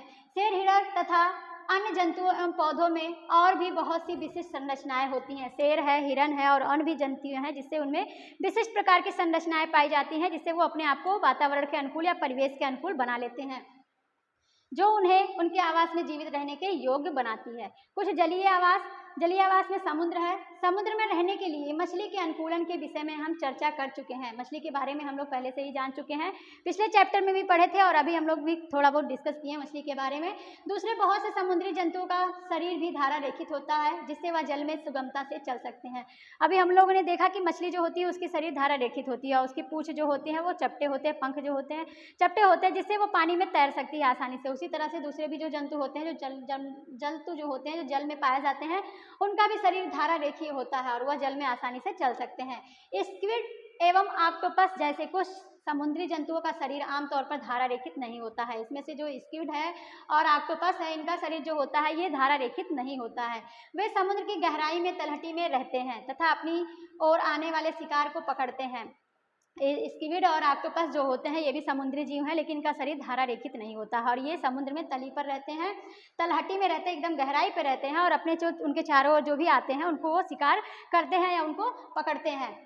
जब वे जल में चलते हैं तो अपने शरीर को धारा रेखित बना लेते हैं। उनमें जो क्वालिटी होती है कि उनका शरीर धारा रेखित होता नहीं है, लेकिन जब वो जल में चलते हैं तो अपने शरीर को वो धारा रेखित बना लेते हैं, अपने शरीर को धारा रेखित बना लेते हैं। जल में सांस लेने के लिए उसमें गिल होते हैं, गिल क्लोम होते हैं। जैसे मछली में श्वसन के लिए गिल या क्लोम पाए जाते थे, उसी तरह से इन दोनों जीवों में स्क्विड और ऑक्टोपस में भी श्वसन के लिए, श्वास के लिए क्लोम पाए जाते हैं।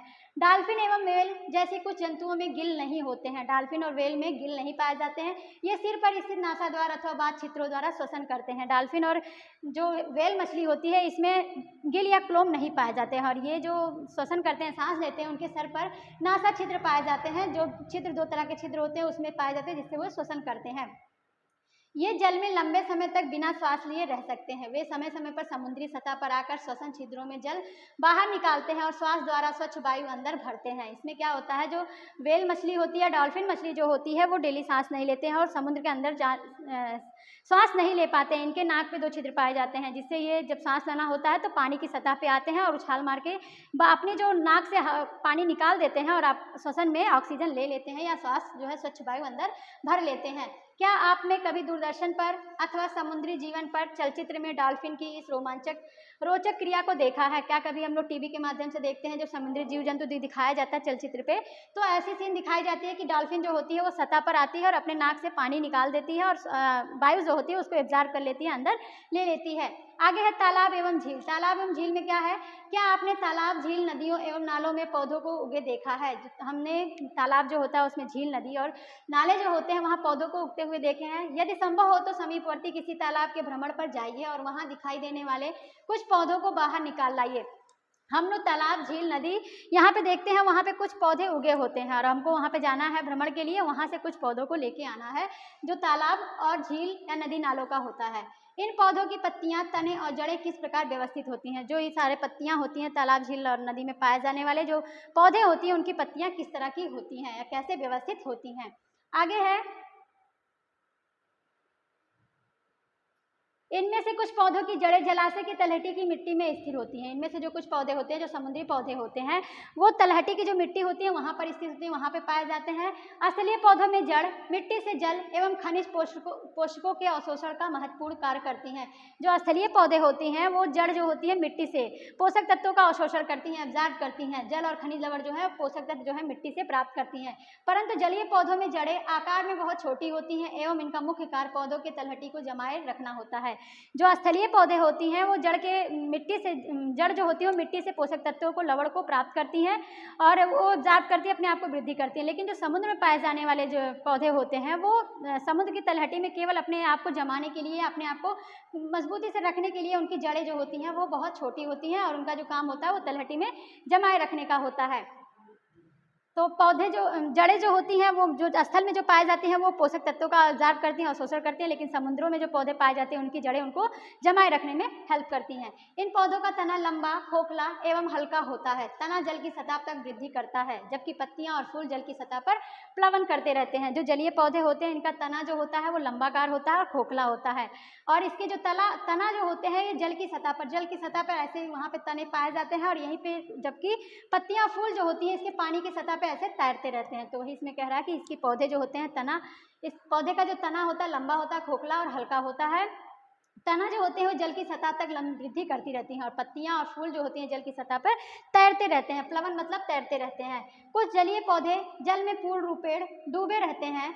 ऐसे पौधों के सभी भाग जल में वृद्धि करते रहते हैं। कुछ जलीय पौधे होते हैं जो जल में पूरी तरीके से डूबे हुए रहते हैं और ये उसी के अंदर जो है वृद्धि करते रहते हैं। इनमें से कुछ पौधों की पत्तियां सक्रिय एवं पतले रीवन की तरह होती हैं। इनमें से जो पौधे पाए जाते हैं उनकी जो पत्तियां होती हैं एकदम पतली होती हैं, सक्रिय होती हैं, एकदम रीवन की तरह होती हैं। यह बहते जल में सरलता से मुड़ जाती हैं। कुछ अन्य जलमग्न पौधे में पत्तियां बहुत अधिक विभाजित होती हैं, जिससे जल इनके बीच से बहता रहता है। कुछ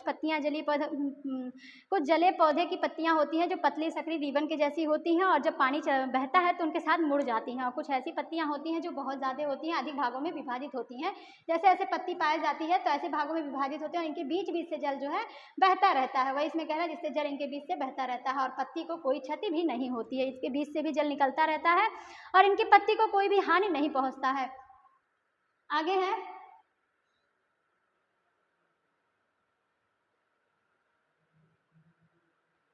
मेढक। मेढक आमतौर पर तालाब में पाए जाने वाला एक जंतु है। यह तालाब के जल एवं स्थल दोनों पर रह सकता है। इसके पश्चपाद लंबे और मजबूत होते हैं। इन्हें छलांग लगाने एवं शिकार पकड़ने में सहायता करते हैं। मेढक जो होता है ये आमतौर पर जलीय भी होता है, स्थलीय भी होता है, इसे उभयचर भी कह सकते हैं क्योंकि यह जल में भी पाया जाता है और स्थल में भी, दोनों में पाया जाता है। और इसके जो पीछे के पैर होते हैं वो लंबे और मजबूत होते हैं, जिससे वो छलांग लगाने में उसको सुलभता होती है, आसानी होती है। इसके पश्चात में जाल युक्त पाद उंगलियां होती हैं जो उन्हें तैरने में सहायता करती हैं। उनका जो पीछे का पैर होता है मजबूत होता है, लंबा होता है और इसमें कुछ जालीनुमा संरचना पाई जाती है जिससे उंगलियां जो होती हैं वो मतलब मिट्टी में चलती रहती हैं, पकड़ने रहती है, तैरने में उसको सहायक होती है। वही इसमें इसके पश्चात में जाल युक्त पाद उंगलियां होती हैं जो उन्हें तैरने में सहायता करती हैं। हमने केवल कुछ ही जंतु एवं पौधों की चर्चा की है, जबकि विभिन्न आवास में रहने वाले जीवों की संख्या बहुत अधिक है। हमने केवल कुछ ही जंतुओं के बारे में चर्चा की है, कुछ ही पौधों, कुछ ही वनस्पतियों के बारे में चर्चा की है, लेकिन जो जल में रहने वाले जीव जंतुओं की संख्या बहुत ज्यादा है। अध्याय 7 में सुझाए क्रियाकलाप के अंतर्गत जब हम पत्तियों की एल्बम तैयार कर चुके होंगे तब आप पौधों की अनेक प्रजातियों के बारे में जानकारी कर चुके होंगे। हम लोग जो क्रियाकलाप 7 किए थे तो उसमें हम लोग ढेर सारी पत्तियों को इकट्ठा किए थे, उसके बारे में हम लोग अध्ययन किए थे। तो वही जब हम लोग ढेर सारा इकट्ठा कर लेंगे, एल्बम कर लेंगे, तो विभिन्न प्रजातियों के बारे में भी हम लोग जानकारी प्राप्त कर लेंगे। यदि हम पृथ्वी के सभी क्षेत्रों में उपलब्ध पौधों की पत्तियों का एल्बम तैयार कर लें तो उनमें कितनी विविधता होगी। यदि हम पृथ्वी पर जो पाए जाने वाले ठंडे क्षेत्र वाले, गर्म क्षेत्र वाले, तटीय क्षेत्र वाले और हिमालय वाले क्षेत्रों के यहाँ के सारे पौधों की पत्तियों को इकट्ठा कर लें तो हम लोग कितनी जानकारी प्राप्त कर लेंगे। आगे हमारे आसपास के जीवन, आसपास के जीव, हमने विभिन्न आवास क्षेत्रों की यात्रा की तथा अनेक पौधे एवं जंतुओं की चर्चा भी की। हमने विभिन्न आवासीय क्षेत्रों के बारे में डिस्कशन किया, यात्रा किया और उसके वहाँ के जीव जंतु पाए जाते हैं, पौधे जो हैं, जंतु जो है, उसके बारे में हम लोग चर्चा किए हैं। क्रियाकलाप 1 में हमने विभिन्न परिवेश में पाए जाने वाले वस्तुओं, पौधों एवं जंतुओं की सूची बनाई है। जो विभिन्न परिवेश में पाए जाने वाले जो पौधे हैं, जंतु हैं, वस्तुएं हैं, उनके हम लोग सूची तैयार किए हैं। कल्पना कीजिए कि यदि हम जानना चाहें कि हमारी सूची में सजीव के कौन से उदाहरण हैं। अगर हमको जानना है कि हमारी सूची में जो सजीव हैं वो कौन कौन से एग्जाम्पल सजीव के हैं, आइए वन में पाई जाने वाली वस्तुओं के विषय में सोचें। वृक्ष, आरोही लता, विसर्पी लता, छोटे बड़े जंतु, पक्षी, सर्प, कीट, चट्टान, पत्थर, मिट्टी, जल, वायु, सूखी पत्तियां, मृत जंतु, छत्र, काई, वन में पाई जाने वाली विभिन्न वस्तुओं के कुछ उदाहरण हैं। ये सारे जो होते हैं ये विभिन्न तरह के जो है वस्तु हैं, पौधे हैं जो वन में पाए जाते हैं, जिनमें से वृक्ष है। वृक्ष तो आप जानते हैं। आरोही लता, आरोही लता क्या होती है, जब हम किसी पौधों को लगाते हैं और सहारा देते हैं तो ऐसे इस सहारे के माध्यम से वो ऊपर चढ़ता है, तो इसे हम आरोही लता कहते हैं। और विसर्पी लता, विसर्पी लता मतलब कुछ पौधों आप देखे होंगे जो जमीन पे ऐसे घूल के विसर्पों की तरह जो है अपनी संरचना बना लेती हैं या अपने साइज को बढ़ाते रहते हैं, वृद्धि करते रहते हैं, वो विसर्पी लताएं कहलाती हैं।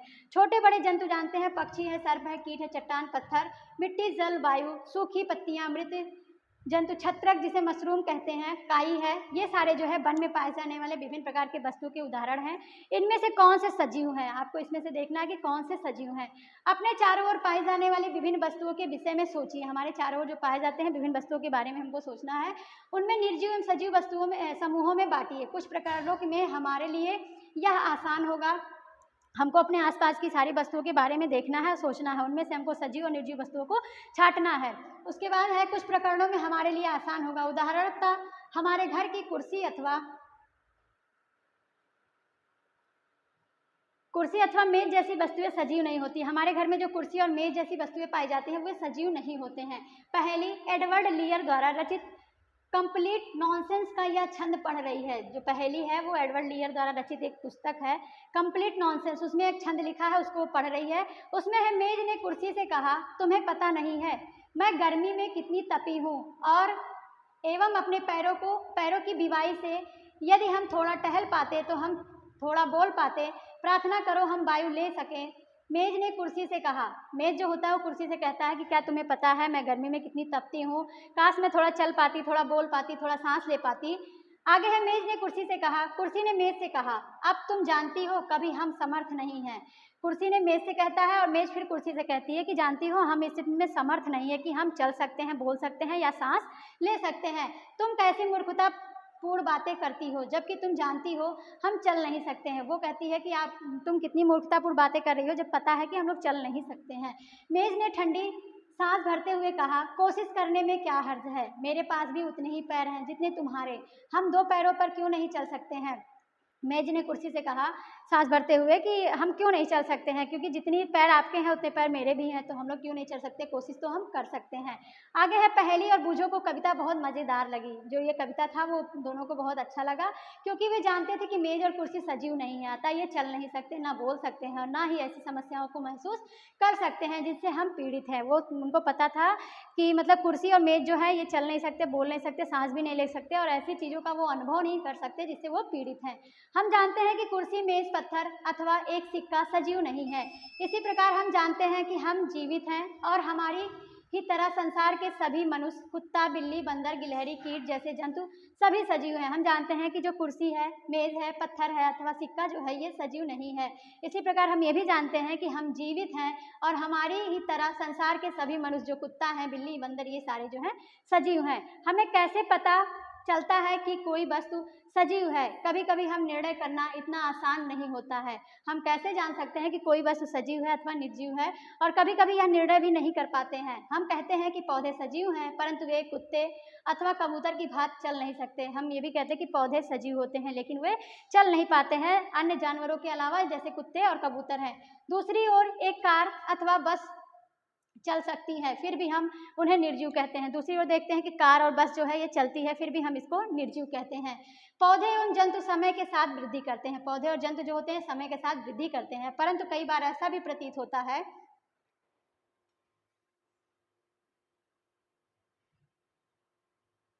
जैसे कि आकाश में बादल अपने आकार में वृद्धि होते हैं। हम देखते हैं कि जो पौधे होते हैं वो वृद्धि करते रहते हैं, और कभी कभी ऐसा भी होता है कि आकाश में बादल अपने आकार में वृद्धि भी करते रहते हैं। क्या इसका अर्थ है कि बादल सजीव हैं? नहीं। हम देखते हैं कि बादल जो होते हैं उसमें भी कभी कभी वृद्धि होती रहती है, तो क्या ये सजीव हैं या उसमें मतलब सजीवता का गुण है कि नहीं? तो आखिरकार हम निर्जीव एवं सजीवों में अंतर किस प्रकार करेंगे? तो हम सजीव और निर्जीव में अंतर कैसे करेंगे? जैसे कि हम लोगों ने देखा कि गाड़ी है, बस है, ये सब चलते हैं लेकिन सजीव नहीं है। पेड़ पौधे हैं, ये गति करते हैं, ये सजीव हैं। ऐसे ही और चीज़ों के बारे में हम लोगों ने देखा कि मतलब वो गति करते हैं, सब कुछ करते हैं, लेकिन वो सजीव नहीं होते हैं। तो ऐसे हम कैसे निर्जीव और सजीवों में अंतर कैसे करेंगे? क्या सजीवों में कुछ विशेष लक्षण होते हैं जो उन्हें निर्जीव पदार्थों से अलग करते हैं? क्या सजीवों में कुछ ऐसे लक्षण पाए जाते हैं जो निर्जीव वस्तुओं को उससे अलग करते हैं? आगे है, आप स्वयं सजीवों को एक बहुत अच्छा उदाहरण है। आप स्वयं सजीवों का एक बहुत अच्छा उदाहरण है। आप में ऐसे कौन से विशेष लक्षण हैं जो आपको निर्जीव वस्तुओं से अलग करते हैं? वो कहती है कि आप स्वयं जो है एक सजीव के अच्छे उदाहरण हैं, और आप बता सकते हैं कि सजीवों के कौन से लक्षण हैं जो निर्जीवों से अलग करते हैं। अपनी नोटबुक में कुछ ऐसे लक्षणों के नाम लिखिए। अपनी बनाई गई सूची को ध्यान से देखिए, पता लगाइए कि कौन से लक्षण अन्य जंतु और पौधों में भी पाए जाते हैं। हमको कुछ लक्षणों की सूची बनाना है और लिस्ट बनाना है, उसमें देखना है कि कौन से लक्षण हैं जो अन्य जंतुओं से भिन्न हैं। संभवतः इनमें से कुछ लक्षण सभी सजीव वस्तुओं में एक समान होंगे। संभवतः जो लक्षण होंगे, कुछ लक्षण जो होते हैं सभी सजीवों में एक समान पाए जाते हैं, सभी सजीवों में एक तरह के पाए जाते हैं।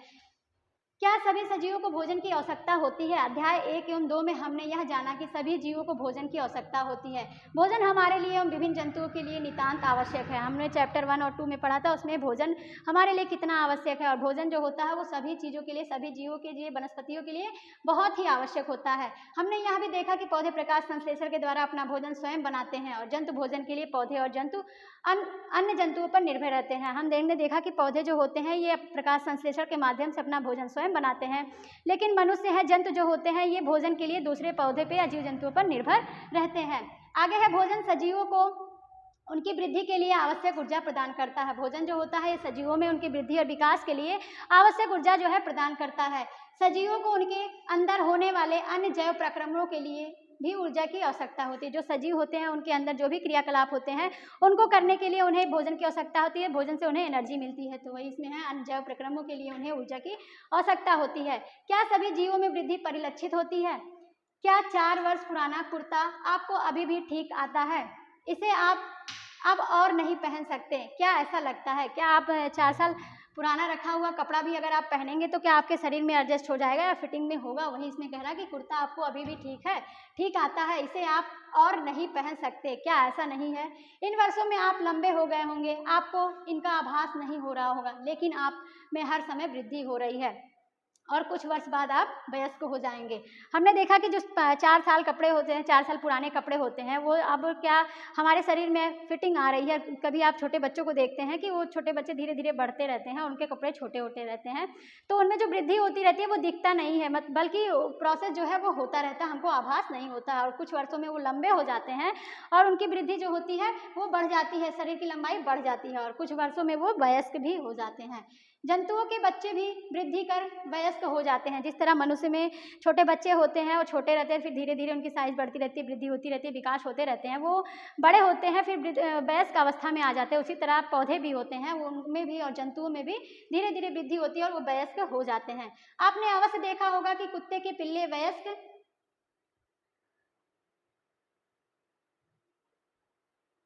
वयस्क हो जाते हैं। कुत्ते जो होते हैं उसके जो बच्चे होते हैं वो भी वयस्क हो जाते हैं, बड़े हो जाते हैं। एक अंडे से स्फुटित होकर चूजा मुर्गी का बच्चा वृद्धि करके मुर्गी अथवा मुर्गा परिवर्तित हो जाता है। आप देखते हैं कि अंडे जो होते हैं, अंडे जब स्फुटित होते हैं या उसका प्रस्फुटन होता है तो उससे छोटा सा बच्चा निकलता है, मुर्गी का बच्चा निकलता है। वो जब बड़ा होता है तो या तो मुर्गी होता है या तो मुर्गा होता है। वही इसमें है कि जो स्फुटित होकर चूजा वृद्धि करके मुर्गी अथवा मुर्गा में परिवर्तित हो जाता है। आगे है पौधे भी वृद्धि करते हैं। अपने चारों ओर पाए जाने वाले विभिन्न प्रकार के पौधों का अवलोकन कीजिए। पौधे भी जो होते हैं वो भी वृद्धि करते हैं। अपने चारों ओर जो पाए जाने पौधे हैं उनको आप ध्यान से देखिए और अवलोकन कीजिए, आपको पता चलेगा कि पौधे भी वृद्धि करते हैं। इनमें से कुछ बहुत छोटे तथा नवजात हैं, कुछ विकसित हैं। ये सभी वृद्धि की विभिन्न स्थितियों में हो सकते हैं। उसमें से देखेंगे पौधे जो होते हैं उसमें बहुत कुछ छोटे होते हैं और कुछ एकदम नए नए पनपे होते हैं और धीरे धीरे देखिए उसमें भी वृद्धि होती रहती है, उसमें भी विकास होते रहते हैं। कुछ दिनों और कुछ सप्ताह बाद पौधों को देखिए। जब पौधे छोटे होते हैं तो उनको कुछ दिनों बाद देखिए या कुछ सप्ताह बाद देखिए, पौधे बड़े हो जाते हैं। आप देखेंगे कि उनकी लंबाई में वृद्धि हुई है। वृद्धि सभी सजीवों में होती है। पौधों को हम देखते हैं कि कुछ नवजात पौधे होते हैं, कुछ नए नए पनपते हैं, कुछ जो है थोड़ा बहुत उत्पन्न हुए होते हैं और जब उसको कुछ दिन बाद देखते हैं तो वो पूर्ण विकसित हो जाते हैं, पूरी तरह से मतलब अपने शरीर की वृद्धि कर लेते हैं। तो वही है, कुछ दिन बाद देखेंगे तो उसमें लंबाई में वृद्धि हुई रहती है। तो वृद्धि सभी सजीवों के जो है होने वाले गुण हैं। सजीवों में जो मेन लक्षण है वो वृद्धि है। क्या आप सोचते हैं कि निर्जीव वस्तु वृद्धि प्रदर्शित नहीं कर सकते? क्या निर्जीव वस्तु जो होते हैं उसमें भी वृद्धि होते हैं, वो वृद्धि प्रदर्शित नहीं कर सकते? क्या सभी सजीव श्वसन करते हैं? क्या हम श्वसन के बिना जीवित रह सकते हैं? जब हम श्वास लेते हैं तो बाहर की वायु शरीर के अंदर, क्या हम श्वसन के बिना जीवित रह सकते हैं? बिना सांस लिए हम जीवित रह सकते हैं? हम श्वास लेते हैं तो बाहर की जो वायु होती है वो शरीर के अंदर जाती है और अंदर की जो वायु होती है वो बाहर आती है। वही है, जब हम श्वास छोड़ते हैं तो शरीर के अंदर की वायु बाहर निकल आती है। जब हम सांस लेते हैं तो बाहर की वायु अंदर जाती है और जब हम सांस छोड़ते हैं तो हमारे शरीर की जो वायु होती है वो बाहर निकल आती है। श्वास लेना श्वसन क्रिया का एक हिस्सा है। श्वसन में अंदर ली गई वायु का ऑक्सीजन की कुछ मात्रा का उपयोग होता है। जब हम सांस लेते हैं उसमें जो वायु अंदर लेते हैं उसमें से कुछ ऑक्सीजन की भी मात्रा होती है। इस क्रिया में बनी कार्बन डाइऑक्साइड को हम श्वास द्वारा बाहर निष्कासित करते हैं और इस क्रिया में जो ऑक्सीजन हम लेते हैं और फिर उस प्रोसेस द्वारा हम कार्बन डाइऑक्साइड जो है बाहर निकालते रहते हैं। गाय, भैंस, कुत्ता तथा बिल्ली जैसे कुछ जंतुओं में श्वसन क्रिया मनुष्य की तरह ही होती है। जो गाय है, भैंस है, कुत्ता है, बिल्ली है, इन जैसे जंतुओं में जो श्वसन की क्रिया होती है मनुष्य की तरह ही होती है।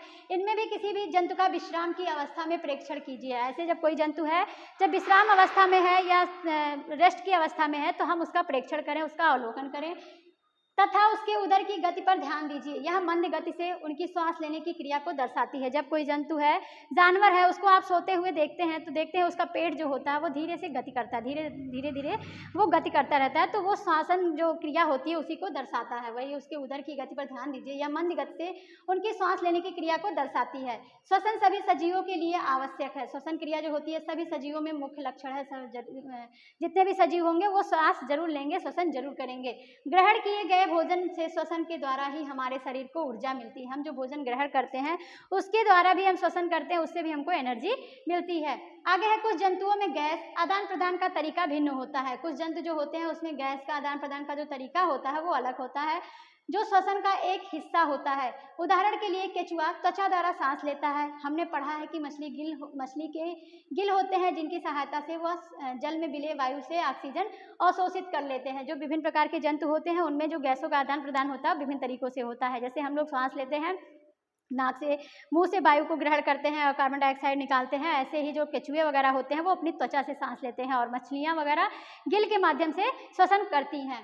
आगे है, क्या पौधे भी श्वसन करते हैं? पौधे की श्वसन क्रिया में गैसों का आदान प्रदान मुख्यतः उनकी पत्तियों द्वारा होता है। क्या पौधे भी श्वसन करते हैं? और पौधे जब श्वसन करते हैं तो उनके द्वारा जो गैसों का आदान प्रदान होता है वो पत्तियों की द्वारा होता है। पत्तियां सूक्ष्म रंध्रों द्वारा वायु को अंदर लेती हैं तथा ऑक्सीजन का उपयोग करती हैं। पत्तियां जो होती हैं उसके छोटे छोटे रोम छिद्र पाए जाते हैं, उनके द्वारा वो श्वसन करती हैं और अपने अंदर जो है वायु को लेती हैं, कार्बन डाइऑक्साइड वायु को जो है निष्कासित करती रहती हैं। हम जानते हैं कि प्रकाश की उपस्थिति में पौधे वायु की कार्बन डाइऑक्साइड का उपयोग भोजन बनाने के लिए करते हैं। हम देखते हैं कि जो प्रकाश की उपस्थिति होती है उसमें वायु कार्बन डाइऑक्साइड के माध्यम से भोजन बनाते हैं। पौधे को भोजन बनाने के लिए सूर्य का प्रकाश और साथ में वायु होना चाहिए और कार्बन डाइऑक्साइड की मात्रा होनी चाहिए, जिसके द्वारा जो इसका उपयोग करके वो अपना भोजन बनाते हैं और ऑक्सीजन जो है निकालते हैं, ऑक्सीजन छोड़ते हैं। पौधे केवल दिन के समय ही भोजन बनाते हैं, जबकि श्वसन क्रिया दिन और रात दोनों में निरंतर चलती रहती है। पौधे जो होते हैं अपने भोजन का जो निर्माण करते हैं वो केवल दिन के समय ही करते हैं जब का प्रकाश उपस्थित होता है,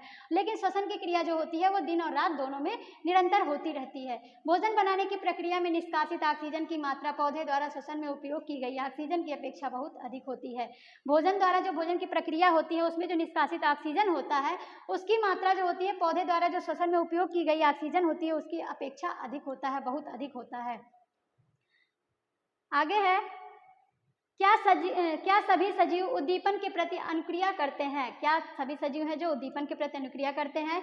जब आप नंगे पैर टहल रहे हो तथा आपका पैर अचानक ही किसी कांटे अथवा नुकीली वस्तु पर पड़ जाए तो आप किस प्रकार अनुक्रिया करेंगे? जब हम मान लीजिए नंगे पांव टहल रहे हैं और कोई नुकीली चीज़ें हैं आपके पैर में चुभ जाए या नुकीली वस्तु जो होती है चुभ जाती है तो अचानक पैर हमारा हट जाता है, यही आपका उद्दीपन कहलाता है। तो ये किस प्रकार की अनुक्रिया करेंगे? जब आप अपने प्रिय व्यंजन को देखते हैं अथवा उसके विषय में सोचते हैं तो क्या अनुभव होता है? जब हम किसी प्रिय व्यंजन देखते हैं, जो मनपसंद भोजन होता है उसको जब देखते हैं तो कैसी अनुक्रिया होती है, क्या सोचते हैं उसके बारे में, कैसा अनुभव होता है? आप अंधेरे स्थान से अचानक तेज धूप में आते हैं तो क्या होता है? आपकी आंखें स्वतः ही कुछ क्षण के लिए बंद हो जाती हैं। जब हम धूप से अचानक अंधेरे कमरे में आते हैं तो हमारी आंखें जो होती हैं अचानक ही बंद हो जाती हैं, या अंधेरे से हम धूप में जाते हैं तो धूप देखते ही हमारी आंखें अचानक ही बंद हो जाती हैं, स्वतः ही कुछ क्षण के लिए बंद हो जाती हैं, जब तक कि वे तेज प्रकाश की अभ्यस्त नहीं हो जाती। आपका प्रिय व्यंजन, तेज प्रकाश एवं कांटा उपरोक्त स्थितियों में आपके बाह्य वातावरण से होने वाले परिवर्तनों के कुछ उदाहरण हैं।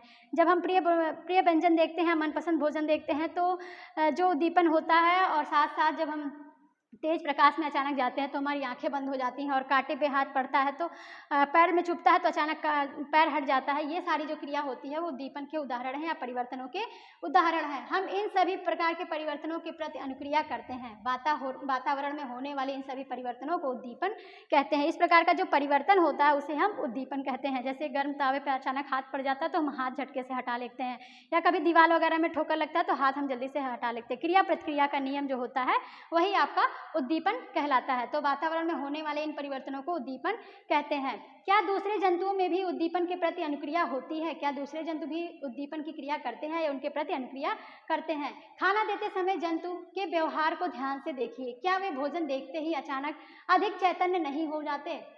जब आप किसी जानवर को खाना देते हैं तो देखते होंगे कितने एक्टिव हो जाते हैं और भोजन देख के कितने चैतन्य हो जाते हैं। तो वही ये खाना देते समय आप उनके व्यवहार को ध्यान से देखिए, क्या वे भोजन देखते ही अचानक अधिक चैतन्य नहीं हो जाते? जब आप एक चिड़िया की ओर कदम बढ़ाते हैं तो वो क्या करती है? जब जंगली जानवरों पर तीव्र प्रकाश डालते हैं तो वे भाग खड़े होते हैं। जब हम देखते हैं कि किसी जानवर को भोजन देने जाते हैं तो वो चैतन्य हो जाता है, अलर्ट हो जाता है, या कभी चिड़िया कोई बैठी है हम उसके तरफ जाएंगे तो चिड़िया भी उड़ जाती है। और उसके साथ साथ अगर कोई जानवर है उस पर हम उसके तीव्र प्रकाश से तेज प्रकाश डालते हैं तो भागने लगता है। इसी प्रकार यदि रात में आप रसोई घर में बल्ब प्रदीप्त कर देते हैं तो कॉकरोच अचानक अपने छिपने के स्थान में भाग जाते हैं। क्या आप जंतुओं में उद्दीपन के प्रति अनुक्रिया के कुछ और उदाहरण दे सकते हैं? ये सारे जो उदाहरण थे ये उद्दीपन के थे। और आपने देखा होगा किचन में जब आप कभी बल्ब वगैरह रात में जलाते हैं तो कॉकरोच जो है इधर उधर भागने लगते हैं, बहुत तेजी से गति करने लगते हैं।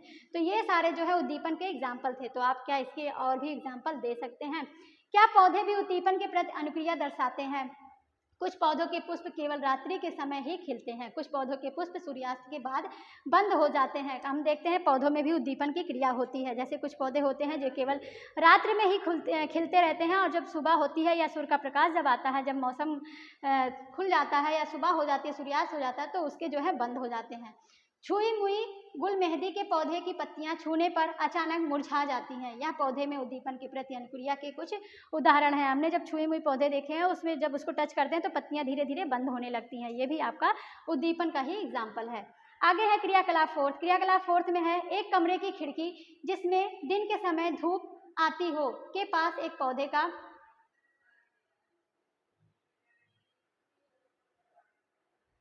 का गमला रखिए। दिन के समय एक पौधा लेना है जिसमें हमको खिड़की के सामने रखना है जहाँ पे धूप आता है। उसके बाद कुछ दिनों तक पौधे को नियमित जल देते रहना है। क्या यह पौधा खुले स्थान पर रखे पौधों की तरह सीधा ऊपर की ओर वृद्धि करता है? हम क्या करेंगे, कमरे में खिड़की के पास ले जाएंगे जहाँ पे धूप की रोशनी आती है और वहाँ पे हम गमले को रख देंगे और फिर हम उस पर पानी देते रहेंगे। फिर देखेंगे कि जो खुले में पौधे हैं वो जो वृद्धि करते हैं वो सीधे वृद्धि करते हैं, लेकिन ये जो रूम में रखा हुआ है वो किस तरह से वृद्धि करता है, सीधा जाता है या कुछ उसका जो है डायरेक्शन चेंज होता है। यदि यह सीधा वृद्धि नहीं करता तो ज्ञात कीजिए यह किस ओर मुड़ता है। आपके विचार से क्या यह किसी उद्दीपन के प्रति अनुक्रिया है? जब हम देखते हैं जो घर में पौधा रखा होता है वो जिधर प्रकाश पाता है उधर ही अपनी दिशा मोड़ लेता है और जो खुले में रखा रहता है वो पौधा सीधा जाता है। तो यह किस प्रकार की गति करता है? क्या यह भी उद्दीपन के प्रति अनुक्रिया है? क्या सजीव वस्तुएं अपने परिवेश में होने वाले परिवर्तनों के प्रति अनुक्रिया करते हैं? क्या सभी जो सजीव वस्तु होते हैं वे अपने उद्दीपन के प्रति क्रिया करते हैं, क्रिया प्रतिक्रिया का नियम जो है अपनाते हैं? सजीवों में उत्सर्जन। सजीवों में उत्सर्जन, सभी सजीव भोजन करते हैं। जीव इस ग्रहण किए हुए भोजन का संपूर्ण मात्रा का उपयोग नहीं करता है। सभी सजीव जो होते हैं भोजन ग्रहण करते हैं और सभी जीव जो होते हैं ये जो ग्रहण किया गया भोजन होता है उसकी पूरी मात्रा का उपयोग वो नहीं कर पाते हैं। आगे है, आहार का केवल कुछ ही भाग जीव के शरीर द्वारा उपयोग में आता है। जो हम भोजन करते हैं उसमें से कुछ ही पार्ट हमारे शरीर के लिए उपयोगी होता है, शरीर के लिए हम यूज करते हैं। भोजन के पचे हुए शेष भाग का क्या होता है? वे इसे अवशिष्ट के रूप में शरीर से बाहर निकाल देते हैं। हम भोजन जो ग्रहण करते हैं उसमें पूरी मात्रा का हम एब्जॉर्ब नहीं कर लेते, पूरी मात्रा हमको एनर्जी नहीं मिल जाती, उसमें से कुछ ही पार्ट हम जो है उसको यूज़ करते हैं या उपयोग करते हैं और जो वेस्ट होता है वो शरीर से बाहर निकल जाता है। विभिन्न जैव प्रक्रमों के फलस्वरूप हमारे शरीर में कुछ अवशिष्ट पदार्थ उत्पन्न होते हैं। जब विभिन्न जैव प्रक्रिया करते हैं तो उससे हमारे शरीर में विभिन्न प्रकार के अवशिष्ट पदार्थ भी उत्पन्न होते रहते हैं। सजीवों द्वारा इन अवशिष्ट पदार्थों के निष्कासन के प्रक्रम को उत्सर्जन कहते हैं। जो हमारे शरीर से वेस्ट मटेरियल निकलता है, जैसे पसीना है निकलता है और आंसू वगैरह निकलते हैं, ये उत्सर्जन के ही माध्यम है, उत्सर्जन के द्वारा ही निकलता है। तो हम जो भी भोजन यूज करते हैं पूरी तरीके से हमारा पाचन नहीं होता है और पूरे भोजन का हम लोग यूज़ भी नहीं करते हैं। कुछ भोजन जो होते हैं वो मतलब वेस्ट के रूप में हमारे शरीर से बाहर निकल जाते हैं और ये सारी जो क्रिया होती है वो उत्सर्जन कहलाती है। क्या पौधों में भी उत्सर्जन होता है? हाँ, पौधे भी उत्सर्जन करते हैं, परंतु उनमें इस प्रक्रम का ढंग कुछ अलग है। पौधे भी उत्सर्जन करते हैं लेकिन उनके अंदर प्रोसेस कुछ अलग है। पौधों में कुछ हानिकारक अथवा विषैले पदार्थ उत्पन्न होते हैं। कुछ पौधों में यह अवशिष्ट पौधे जो होते हैं उनमें भी कुछ हानिकारक या विषैले पदार्थ भी उपस्थित होते हैं और कुछ पौधे जो होते हैं उनमें यह अवशिष्ट जो है पदार्थ पौधों के कुछ विशेष भागों में संग्रहित किए जाते हैं। इनके जो वेस्ट होते हैं पौधों के कुछ विशेष भागों में भी संग्रहित किए जाते हैं जिससे पौधों को कोई हानि नहीं पहुंचती है। कुछ पौधों में अवशिष्ट पदार्थों का निष्कासन स्राव के रूप में होता है। कुछ पौधे जो होते हैं ये वेस्ट पदार्थ को अपने किसी अंगों में स्टोर कर लेते हैं जिससे पौधों में कोई हानि नहीं होती है और कुछ पौधे होते हैं जो अपने वेस्ट को स्राव के माध्यम से बाहर निकालते रहते हैं। उत्सर्जन सजीवों का एक दूसरा लक्षण है। उत्सर्जन जो है शरीर का दूसरा लक्षण है। सजीवों का मेन लक्षण उत्सर्जन है। आगे है, क्या सभी सजीव प्रजनन करते हैं? क्या आपने कभी कबूतर अथवा किसी पक्षी के नीड़ देखे हैं? नीड़ मतलब घोंसला। क्या आपने कभी कबूतर और किसी पक्षी के नीड़ देखे हैं? वे नीड़ में अंडे देते हैं। कुछ अंडे प्रस्फुटित होते हैं तथा उनमें छोटे छोटे बच्चे बाहर निकल आते हैं। आप देखे होंगे कुछ पक्षी के बारे में, जैसे कबूतर हो गया, कोई और पक्षी हो गया, वो अंडे देते हैं और अंडे धीरे धीरे कुछ दिन बाद उसमें प्रस्फुटन होकर उसमें से बच्चे निकल आते हैं छोटे छोटे। वही आगे है, जंतु प्रजनन द्वारा अपने समान संतान उत्पन्न करते हैं। जंतु जो होते हैं वो प्रजनन के माध्यम से अपने समान संतान की उत्पत्ति करते हैं, संतान उत्पन्न करते हैं। भिन्न जंतुओं में प्रजनन का ढंग अलग अलग होता है। जो विभिन्न प्रकार के जंतु होते हैं उसमें प्रजनन का ढंग जो है अलग अलग होता है। पक्षियाँ जो होती हैं वो अंडे देती हैं और जंतु जो होते हैं वो बच्चे जन्म देते हैं। भिन्न जंतुओं में प्रजनन का ढंग अलग अलग है। कुछ जंतु अंडे देते हैं जिनमें शिशु निकलते हैं, कुछ जंतु शिशु को जन्म देते हैं।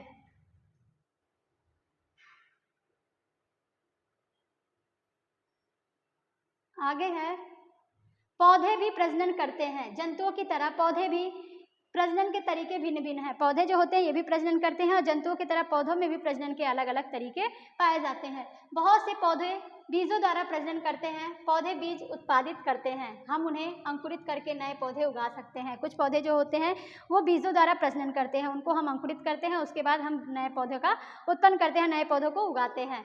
आगे है, कुछ पौधे बीज के अतिरिक्त अपने कायिक भागों द्वारा भी नए पौधे को उत्पन्न करते हैं। कुछ पौधे होते हैं जो बीज के अलावा अपने शरीर कायिक मतलब शरीर के पार्ट से किसी भी अंग से वो अपने जो है नए पौधे को उत्पन्न करते हैं या कायिक भागों द्वारा भी नए पौधों को उत्पन्न करते हैं। उदाहरण, आलू के कलिका वाले भाग से नया पौधा बनता है। आप आलू देखे होंगे, उस पर छोटे छोटे मंड के रूप में कलिका निकल आते हैं, उससे भी हम नए पौधे बना सकते हैं। आगे है, पौधे कलम द्वारा भी उगाए जाते हैं।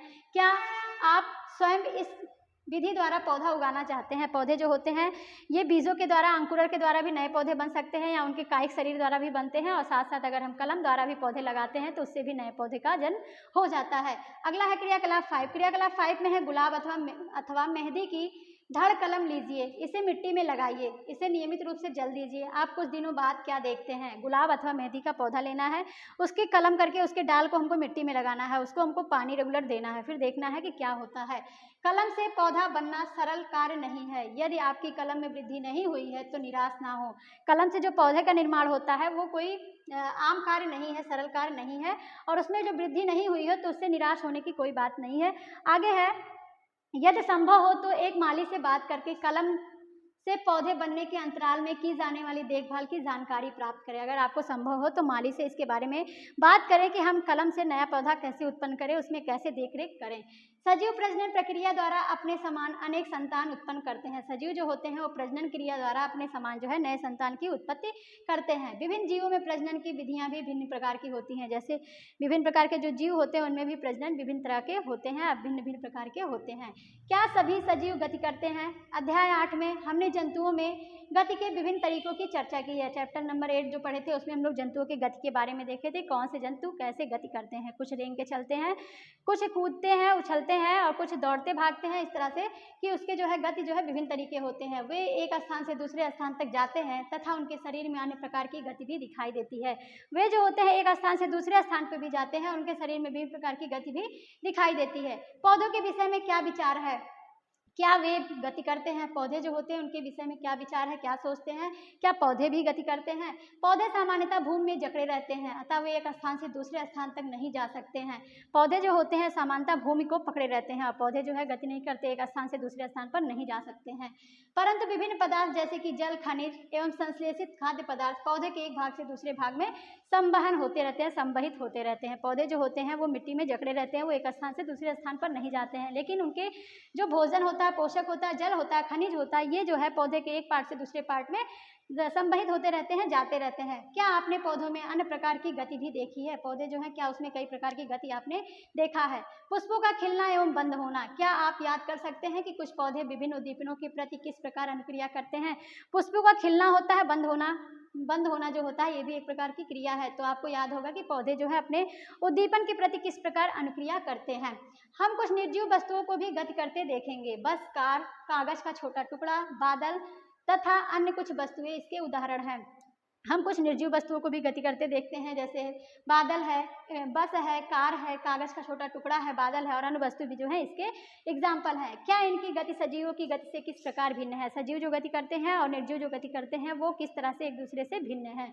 आगे है, प्रकृति में विविध प्रकार के जीव हैं, लेकिन उन सभी में कुछ लक्षण एक समान होते हैं। प्रकृति में जो विभिन्न प्रकार के जीव पाए जाते हैं, लेकिन उनके लक्षण जो होते हैं वो असमान होते हैं। लोगों सब में जो है लक्षण भिन्न भिन्न होते हैं और कुछ में एक समान भी पाए जाते हैं। तो सभी में कुछ लक्षण एक समान भी होते हैं, जिनकी हम पहले चर्चा कर चुके हैं। मृत्यु सजीवों के लिए एक सामान्य लक्षण है। सजीव जो वस्तु होते हैं उसकी मृत्यु जरूर होती है, तो मृत्यु जो होती है वो एक सामान्य लक्षण है। चूंकि जीव की मृत्यु होती है इसीलिए जीवों की प्रजातियां हजारों वर्षों तक तभी अस्तित्व में रह जाती हैं जबकि वे प्रजनन कर अपने समान संतान उत्पन्न करते हैं। चूंकि जीव जो होती है उन्हीं की मृत्यु होती है और इसीलिए वो अपने समान संतान भी उत्पन्न करते हैं और वो हजारों वर्षों तक जीवित भी रहती हैं, उनकी प्रजातियां पाई भी जाती हैं। एक अकेला जीव प्रजनन किए बिना भी मर सकता है, परंतु सजीव की प्रजाति तभी अस्तित्व में रहती है जब उसके सदस्यों में प्रजनन होता है। एक अकेला जीव जो होता है, सजीव जो होता है, वो अकेले जो है वो बिना प्रजनन किए भी मर सकता है, लेकिन सजीवों का मेन लक्षण है प्रजनन करना, जिसके कारण वो अस्तित्व बनी रहती है और सदस्यों में प्रजनन होता रहता है। आगे है,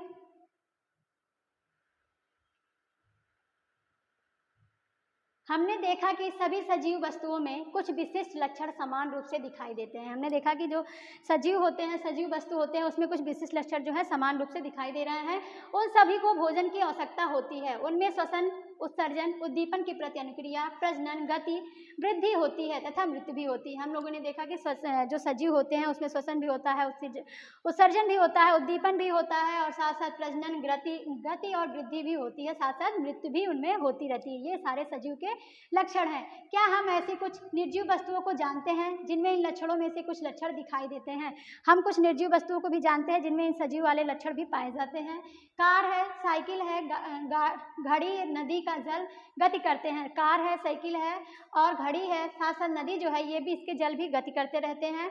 आकाश में चंद्रमा गति करता है। हमारे देखते देखते एक बादल के आकार में वृद्धि हो जाती है। क्या इन वस्तुओं को सजीव कहा जा सकता है? आकाश में चंद्रमा जो है वो भी गति करता है और बादल के आकार में भी वृद्धि होती रहती है, तो क्या इसे हम सजीव कह सकते हैं? आगे हमें स्वयं से प्रश्न करना होगा कि क्या इनमें सजीवों के अन्य सभी लक्षण भी पाए जाते हैं। हमें स्वयं से प्रश्न करना होगा कि जो ये निर्जीव वस्तुएं हैं, क्या इसमें सजीवों के लक्षण पाए जाते हैं। आगे है, सामान्यतः सजीवों में वे सभी लक्षण पाए जाते हैं जिनकी हमने चर्चा की है, परंतु निर्जीव वस्तुओं में वे सभी लक्षण एक साथ दिखाई नहीं देते हैं। हमने देखा कि जो सजीवों में ये सारे लक्षण पाए जाते हैं वो सब में समान होती हैं, जिसके बारे में हम लोग चर्चा की है, लेकिन ये जो निर्जीव वस्तुएं होती हैं उसमें सारे लक्षण एक साथ नहीं पाए जाते हैं। आगे है, क्या यह हमेशा सत्य है? क्या हमें सभी सजीवों में वे सभी लक्षण जिनकी हमने चर्चा की है हमेशा निश्चित रूप से दिखाई देती है? क्या यह जो है सत्य है, जो सजीवों में सारे लक्षण हमेशा दिखाई देते हैं और निर्जीवों में इसमें भिन्न होते हैं? तो वही हमेशा निश्चित रूप में दिखाई देते हैं। क्या हमें निर्जीवों में भी वे सभी लक्षण कभी भी एक साथ दिखाई नहीं देते? उनमें से मात्र कुछ लक्षण ही दिखाई देते हैं। सजीव जो होते हैं उनमें सारे लक्षण एकदम दिखाई देते हैं, निश्चित रूप से दिखाई देते हैं, लेकिन निर्जीव जो होते हैं उनमें कभी कभी कोई लक्षण नहीं दिखाई देता और सारे लक्षण एक समान मात्रा में नहीं दिखाई देते हैं, एक साथ नहीं दिखाई देते। आगे हैं, इस विषय को और अच्छी प्रकार से समझने के लिए आइए किसी बीज के विषय में विचार करें। इस विषय के लिए जानने के लिए हम बीज के माध्यम से डिस्कस करेंगे, विचार करेंगे। कुछ विशिष्ट उदाहरण देखें। उदाहरणतः मूंग के बीज के बारे में क्या होता है? क्या यह जीवित है? यह एक दुकान अथवा भंडार में महीनों रखा रहता है तथा इनमें कोई वृद्धि नहीं होती है। हम देखते हैं, उदाहरण हम मूंग के बीज का लेते हैं। मूंग का बीज क्या होता है? जब किसी दुकान में या भंडार या स्टोरेज में रखा रहता है तो वो ऐसे ही पड़ा रहता है, उसमें किसी भी तरह की कोई वृद्धि नहीं होती है, अथवा जीवन के कुछ अन्य लक्षण भी दिखाई नहीं देते हैं। उसमें जो बीज ऐसे ही सूखी अवस्था में रहता है तो उसमें कोई लक्षण नहीं दिखाई देते हैं और ना उसमें कोई वृद्धि दिखाई देती है। परंतु जब हम इन बीजों को मिट्टी में बोकर जल में सींचते हैं तो यह पौधा बन जाता है। क्या महीनों तक दुकान में रखे बीज को भोजन की आवश्यकता थी अथवा इनमें उत्सर्जन, वृद्धि प्रजनन हुआ था? जब हम बीज को ऐसे ही स्टोरेज करके, भंडारण करके बोरी वगैरह में रखते हैं तो बीज में कोई वृद्धि नहीं दिखाई देती है, लेकिन जब बीज को हम मिट्टी में लगाते हैं तो अंकुरित होकर नया पौधा बन जाता है। तो क्या बीज ऐसे रखा था जो भंडारण करके, क्या उसको भोजन की आवश्यकता नहीं होती थी और क्या उसमें उत्सर्जन, वृद्धि और प्रजनन क्रिया नहीं होती थी? हमने देखा कि कुछ ऐसे भी उदाहरण हैं जब हम सरलता से नहीं कह सकते हैं। उनमें सजीवों के सभी लक्षण दिखाई देते हैं। कुछ ऐसे भी एग्जाम्पल है जिसको हम आसानी से नहीं कह सकते कि उसमें सजीव के लक्षण दिखाई देते हैं जिनमें इन्हें जीवित कहा जा सके। फिर जीवन क्या है? गेहूं की बोरी में अपना हाथ डालिए, क्या आपको कुछ गर्मी का अनुभव होता है? गेहूं की बोरी में कुछ गर्मी उत्पन्न होती है। यह गर्मी बीजों के श्वसन के कारण होती है। जब गेहूं का बोरी होता है उसमें हम हाथ डालते हैं तो हमको कुछ गर्म सा एहसास होता है। ये जो गर्म एहसास होता है वो लगता है कि बीज जो होते हैं श्वसन करते हैं, बीजों की जो श्वसन की क्रिया होती है जिसके कारण हमको गर्म का एहसास होता है या अनुभव होता है। आगे है, हमने देखा कि बीजों में श्वसन की क्रिया उस समय चलती रहती है जबकि अन्य जैव प्रक्रम उतने समय नहीं होती है। जब बीज जो है बोरी वगैरह में रखा रहता है तो श्वसन की क्रिया होती रहती है जिससे हमको गर्म का अनुभव होता है, लेकिन अन्य क्रिया जो होती है, जैव प्रक्रम जो क्रिया होती है वो सक्रिय नहीं होते हैं। संभवतः हमारे प्रश्न आखिर जीवन है क्या का उत्तर देना इतना सरल नहीं होता। हमारा जो प्रश्न है कि आखिर जीवन क्या है, जीवन क्या होता है, इसका उत्तर देना इतना आसान नहीं हो सकता। परंतु हमारे चारों ओर पाए जाने वाले जीवों की विविधता को देखकर अचानक ही मुंह से निकल जाता है कि जीवन सुंदर है। लेकिन हम चारों ओर की जो विविधताएं पाई जाती हैं, जो चारों ओर के वातावरण परिवेश पाए जाते हैं, उनको देखकर हम कह सकते हैं कि जीवन जो है ये सुंदर है। तो आज का हम लोग का चैप्टर फिनिश हो गया है। इसमें कुछ शब्द हैं। अनुकूलन क्या होता है, जलीय आवास, जैव घटक, उत्सर्जन, वृद्धि, आवास, सजीव, प्रजनन, श्वसन, उद्दीपन, ये सारे वर्ड के बारे में हम लोगों ने डिस्कस किया कि इन सारे वर्ड का क्या मतलब होता है। आगे है कुछ इंपॉर्टेंट दिए हैं फैक्ट। किसी स्थान का परिवेश जिसमें पौधे, जंतु एवं अन्य जीव रहते हैं उनका आवास कहलाता है। कि कोई ऐसा स्थान जिसमें पौधे, जंतु और अन्य जीव रहते हैं वो उनका आवास कहलाता है। विभिन्न प्रकार के पौधे एवं जंतु एक ही आवास में एक साथ रह सकते हैं। विभिन्न प्रकार के पौधे और जंतु जो होते हैं वो एक ही आवास में एक साथ रह सकते हैं। पौधे और जीवों के विशिष्ट लक्षण एवं स्वभाव जो उन्हें एक आवास विशेष में रहने के लिए अनुकूल बनाते हैं वो अनुकूलन कहलाते हैं। पौधे और जीव जो होते हैं उनको विशिष्ट परिस्थितियों में या विशिष्ट लक्षण या स्वभाव के अनुसार जो एक आवास में रहने के अनुकूल अपने आप को ढाल लेते हैं, अनुकूल बना लेते हैं, उन्हें हम अनुकूलन कहते हैं। आवास अनेक प्रकार के होते हैं परंतु सामान्यतः इन्हें स्थलीय एवं जलीय आवास में वर्गीकृत किया जा सकता है। आवास जो होते हैं ये अनेक प्रकार के हो सकते हैं लेकिन इनको हम स्थलीय और जलीय दो में वर्गीकृत कर सकते हैं। विभिन्न आवास में सजीवों की विविध प्रजातियां पाई जाती हैं। पौधे, जंतु एवं सूक्ष्म जीव संयुक्त रूप से जैव घटक कहलाते हैं। पौधे, जंतु और सूक्ष्म जीव जो होते हैं ये संयुक्त रूप से जैव घटक कहलाते हैं जिसमें जान पाई जाती है। चट्टान, मिट्टी, वायु, जल, प्रकाश एवं ताप हमारे परिवेश के कुछ अजैव घटक हैं। चट्टान है, मिट्टी है, वायु है, जल है, प्रकाश है, ताप जो है ये हमारे परिवेश के कुछ अन्य अजैव घटक हैं जिसमें जान नहीं पाई जाती। सजीव वस्तुओं के कुछ सामान्य लक्षण हैं। उन्हें भोजन की आवश्यकता होती है। वे श्वसन, उत्सर्जन, पर्यावरण के प्रति अनुक्रिया, प्रजनन, वृद्धि और गति करते हैं। सजीव जो होते हैं उसमें कुछ सामान्य लक्षण पाए जाते हैं जिसमें वो श्वसन करते हैं, उनको भोजन की आवश्यकता होती है, उत्सर्जन करते हैं और पर्यावरण के प्रति अनुकूल रहने के लिए भी वो अनुकूलित होते हैं और प्रजनन भी करते हैं, वृद्धि और गति भी करते हैं। आज का अभ्यास प्रश्न आ गया। इसमें पहला क्वेश्चन है आवास किसे कहते हैं। दूसरा क्वेश्चन है कैक्टस मरुस्थल में जीवन यापन के लिए किस प्रकार अनुकूलित है। अगला क्वेश्चन है फिल इन द ब्लैंक्स है, इसका आपको बताना है कि इसमें क्या भरा जाएगा। पहला है पौधे एवं जंतुओं में पाए जाने वाले विभिन्न विशिष्ट लक्षण जो उन्हें आवास विशेष में रहने के लिए रहने योग्य बनाते हैं क्या कहलाते हैं। अगला है स्थल पर पाए जाने वाले पौधों एवं जंतुओं के आवास को डैश आवास कहते हैं। अगला है वे आवास जिनमें जल में रहने वाले पौधे एवं जंतु रहते हैं। उसके बाद क्या यहाँ भरना है, आवास कहलाते हैं। नेक्स्ट है इसमें मृदा, जल एवं वायु किसी आवास के घटक है। बीच में क्या डालना है, इसमें भरना है, उसको बताना है। अगला हमारे परिवेश में होने वाले परिवर्तन जिनके प्रति हम अनुक्रिया करते हैं, फिर यहाँ पे भर के हमको बताना है। ये सारा आंसर आप लोग दीजिएगा कमेंट बॉक्स में, हम इसका आंसर चेक करेंगे वहाँ पे। अगला क्वेश्चन है निम्नलिखित सूची में कौन सी निर्जीव वस्तुएं हैं। हल है, छत्रक है, सिलाई मशीन है, रेडियो है, नाव है, जलकुंभी है, केचुआ है। अगला क्वेश्चन है किसी ऐसे निर्जीव वस्तु का उदाहरण दीजिए जिसमें सजीवों के दो लक्षण दिखाई देते हैं। नेक्स्ट क्वेश्चन है निम्न में से कौन सी निर्जीव वस्तुएं किसी समय सजीव का अंश थी। मक्खन, चमड़ा, मृदा, ऊन, बिजली का बल्ब, खाद्य तेल, नमक, सेब और रबड़। नेक्स्ट क्वेश्चन है सजीवों के विशिष्ट लक्षण सूचीबद्ध कीजिए। अगला क्वेश्चन है घास के मैदानी क्षेत्रों में रहने वाले जंतुओं को अपना अस्तित्व बनाए रखने के लिए तीव्र गति क्यों आवश्यक है। संकेत घास स्थल आवासों में छिपने के लिए वृक्षों की संख्या बहुत कम होती है। ये सारे आपके अभ्यास प्रश्न है, सारे क्वेश्चन है, इसको आप लोग सॉल्व करने की कोशिश कीजिएगा और आप लोग आंसर कमेंट बॉक्स में ज़रूर दीजिएगा। मैं इसका आंसर आपका चेक करूंगी और जो भी डाउट होगा आप लोग कमेंट में ज़रूर कीजिएगा। मैं आपके डाउट क्लियर करने का प्रयास ज़रूर करेंगे और आप लोग वीडियो का रिवीजन बार बार करते रहें, बार बार देखते रहें। बहुत इंपॉर्टेंट चैप्टर है और सारे चैप्टर जो है सीक्वेंस में दिए जा रहे हैं, चैप्टर वाइज सारा डिटेल दिया जा रहा है। तो आप लोग अभ्यास प्रश्न जरूर करिए और रिविज़न जरूर करते रहिए। तो आज के लिए बस इतना ही, अब मिलते हैं नेक्स्ट वीडियो में नेक्स्ट टॉपिक के साथ। तब तक के लिए थैंक यू सो मच।